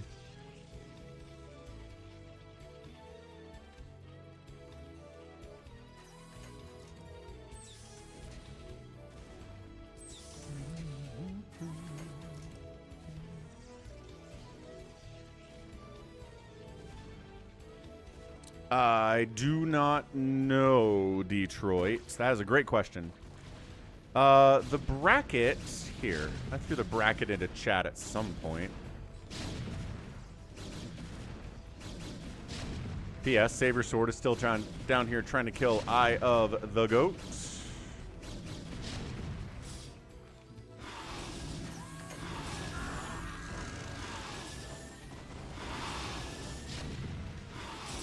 Yeah, so here's the bracket for tomorrow. So if you want to look at that and maybe determine how long you think it'll take to get through that thing, that's about all I can help you with, unfortunately.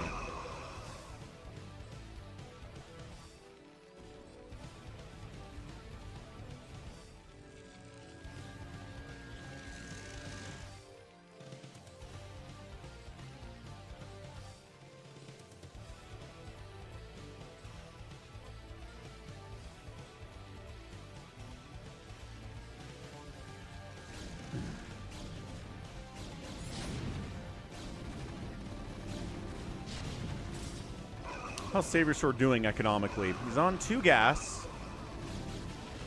So basically 1 base to 1 base right now. Protoss shouldn't really be able to do a lot here against Eye of the Goat, assuming all skill levels are equal. Which I'm not convinced that they are, but I guess we'll find out. Dollaville, it starts 9 a.m. Eastern tomorrow morning. Crazy, crazy early stuff. Falcon is gonna be sleepy, but it's gonna be a lot of fun nevertheless.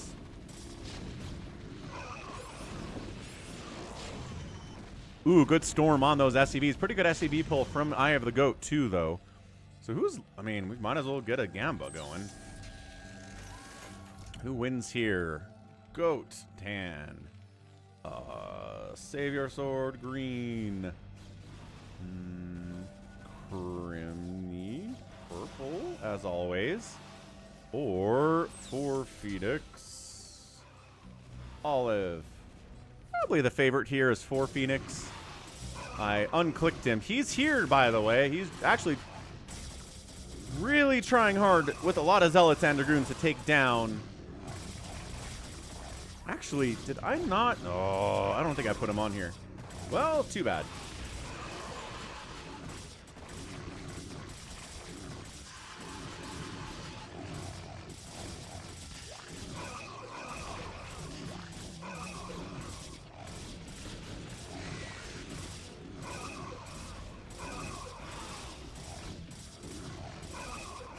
I did not, Hans, but in all fairness, I think he's dead anyway.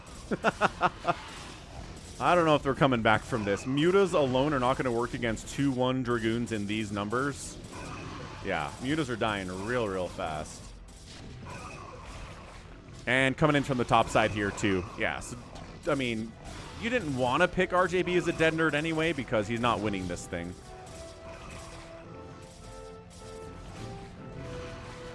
Single elimination. Detroit thinks about 3 hours. So 9 a.m., 9, 10, 11. So like around noon Eastern is when we'll move into more of the Brood War casting stuff. Do some of that. And then it's my daughter's birthday party after that. It's a very busy Saturday. And then I'm doing some Afrika stuff. Well, Soup Live stuff. StarCraft 2 casting later that night. So it's going to be one heck of a Saturday for me. Might have to take a nap in there somewhere.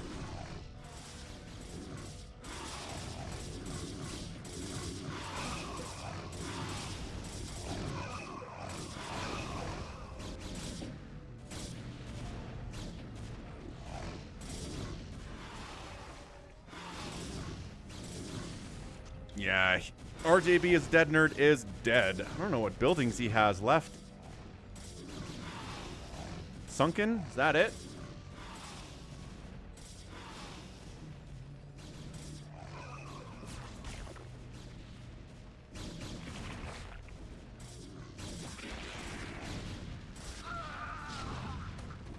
And that's it. Got eliminated. Who is RJB is dead nerd? Can we figure this out? Yeah, she's turning 12. She's learning how to play the cello. Have a full picture of all of the details. And now you're a dead nerd. Who is RJB equals dead nerd? Please. It's you. It was RJB. Okay, good. I thought it was you the whole time. But then you made mass scouts, and I was like, RJB never goes mass scout. Not even when he's dinking around. But I guess we now need to know that RJB will sometimes make mass scouts if he's dinking around. Yeah, and then the whole mass sunken play was really fun too until one siege tank showed up. That was funny. 4 Phoenix never stops killing people. Look at this. He's trying to mess with Criminy with his Corsairs. He's attacking down here into Eye of the Goat with Zealots and Dragoons. 4 Phoenix is a monster out here. Actually, she does want Robux for her birthday. So I think one of her brothers is getting her Robux. Infested Terrans from Criminy. Hooray! Look at the plague on the Corsair ball, too. Massive. Look at these Hydras. Pow, pow, pow. Plagued Corsairs. Get them, folks. Get them. Got them good.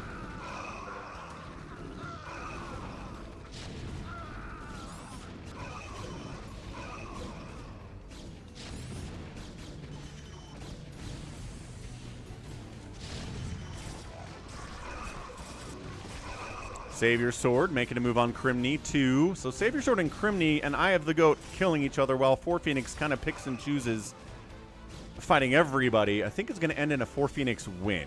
He's just got all of this right side and the center here. He's got a bank of 7,000 minerals and 3,000 gas, which I think is only going to go up from this point. I don't think it's going to go down at all. So yeah, I think 4 Phoenix has this thing. Fairly foregone conclusion at this point. Infested Terran attack. Took down a gateway. Let's go. Why enemy all the time, says Eye of the Goat. Why have I been constantly attacked? It's a free-for-all. I don't know, man. Don't know what to tell you. Sometimes it sucks out here. Especially on maps where everyone is so close to each other. It gets really tough. 4 Phoenix, Reavering. Crimini's down to 46 supply. Infested Terran memes for the win. No! Oh, no. Wanted to get those Reavers so bad. It was close. It was close to a connection, Crimney. I saw it. I saw you give it a shot. Oh, guess what? We have an overpowered Dark Swarm. What's that you say? You have 3 Reavers? Oh, never mind. Everyone inside the Dark Swarm is now dead. And Zealots? Maybe the Dark Cloud isn't as overpowered as people says it is. Maybe there are incredibly direct hard counters to it.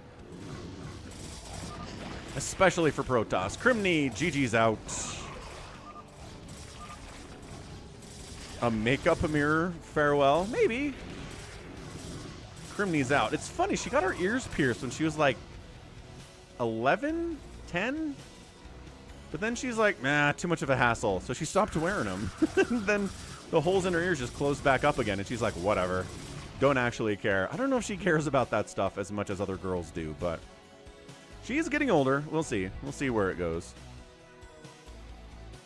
All right, for Phoenix, it is time. 15,000 minerals, 5,000 gas. What did I say about that bank? What we be saying about that bank?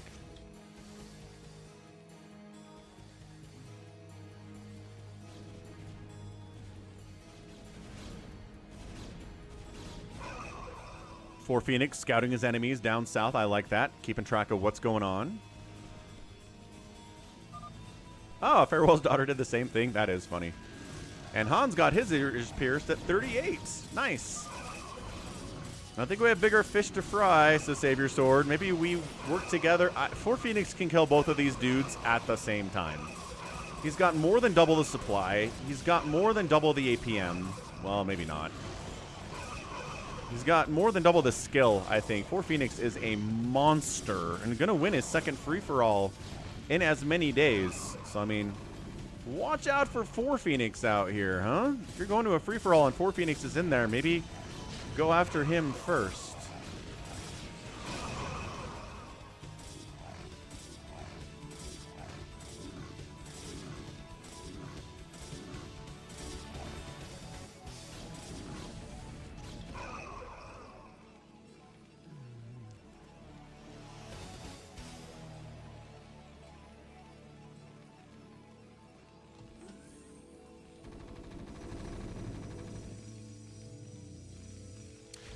Little D-Web action. I have the goats like Disruption Web. WTF.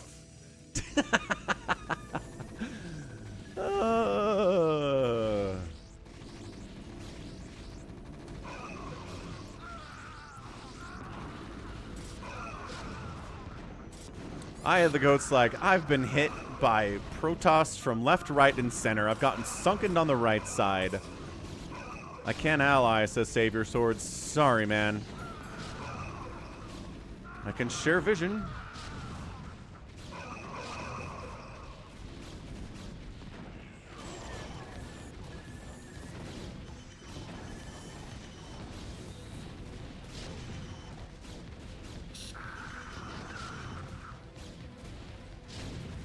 Eye of the Goat, through the power of Siege Tank, lives. I don't know how, but he's got 14 kills, 11 kills, and 12 kills on these siege tanks. Everything has been thrown at him. The kitchen sink has been thrown at him, and he refuses to die. I have room to build now, he says. Ah, look at him looking on the bright side of life. Incredible. Savior Sword is trying to help, coming around the backside, but I don't think he has enough to deal with this. Psystorm, sure. All right, Arcadiox. Actually, I think we're about done here. So once this is over, we're going to be out. I got to go pick up the kid from school. So tomorrow, lots of streaming in the early times of the day in North America. We're talking 9 a.m. Eastern, folks. It's an early stream.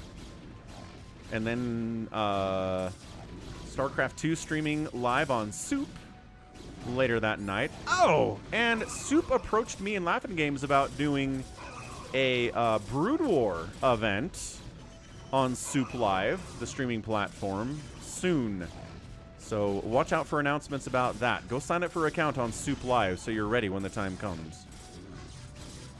Wander needs more scouts, as per usual.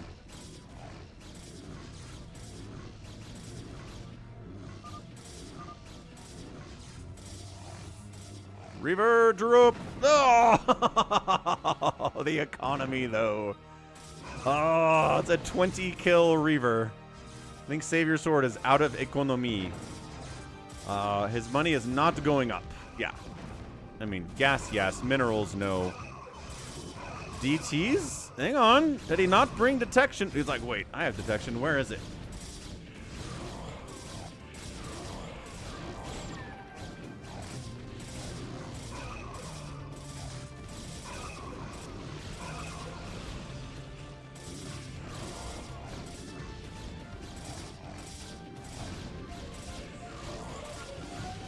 Yeah, farewell. I'm looking forward to it. So yeah, check out the Discord server for announcements about that.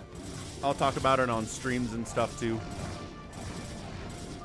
Should be a good time. All right, Savior Sword, GG's out. And for Phoenix, how to get his start. You got to start by taking out, who was at 12 o'clock here? One of the Terran players, I think.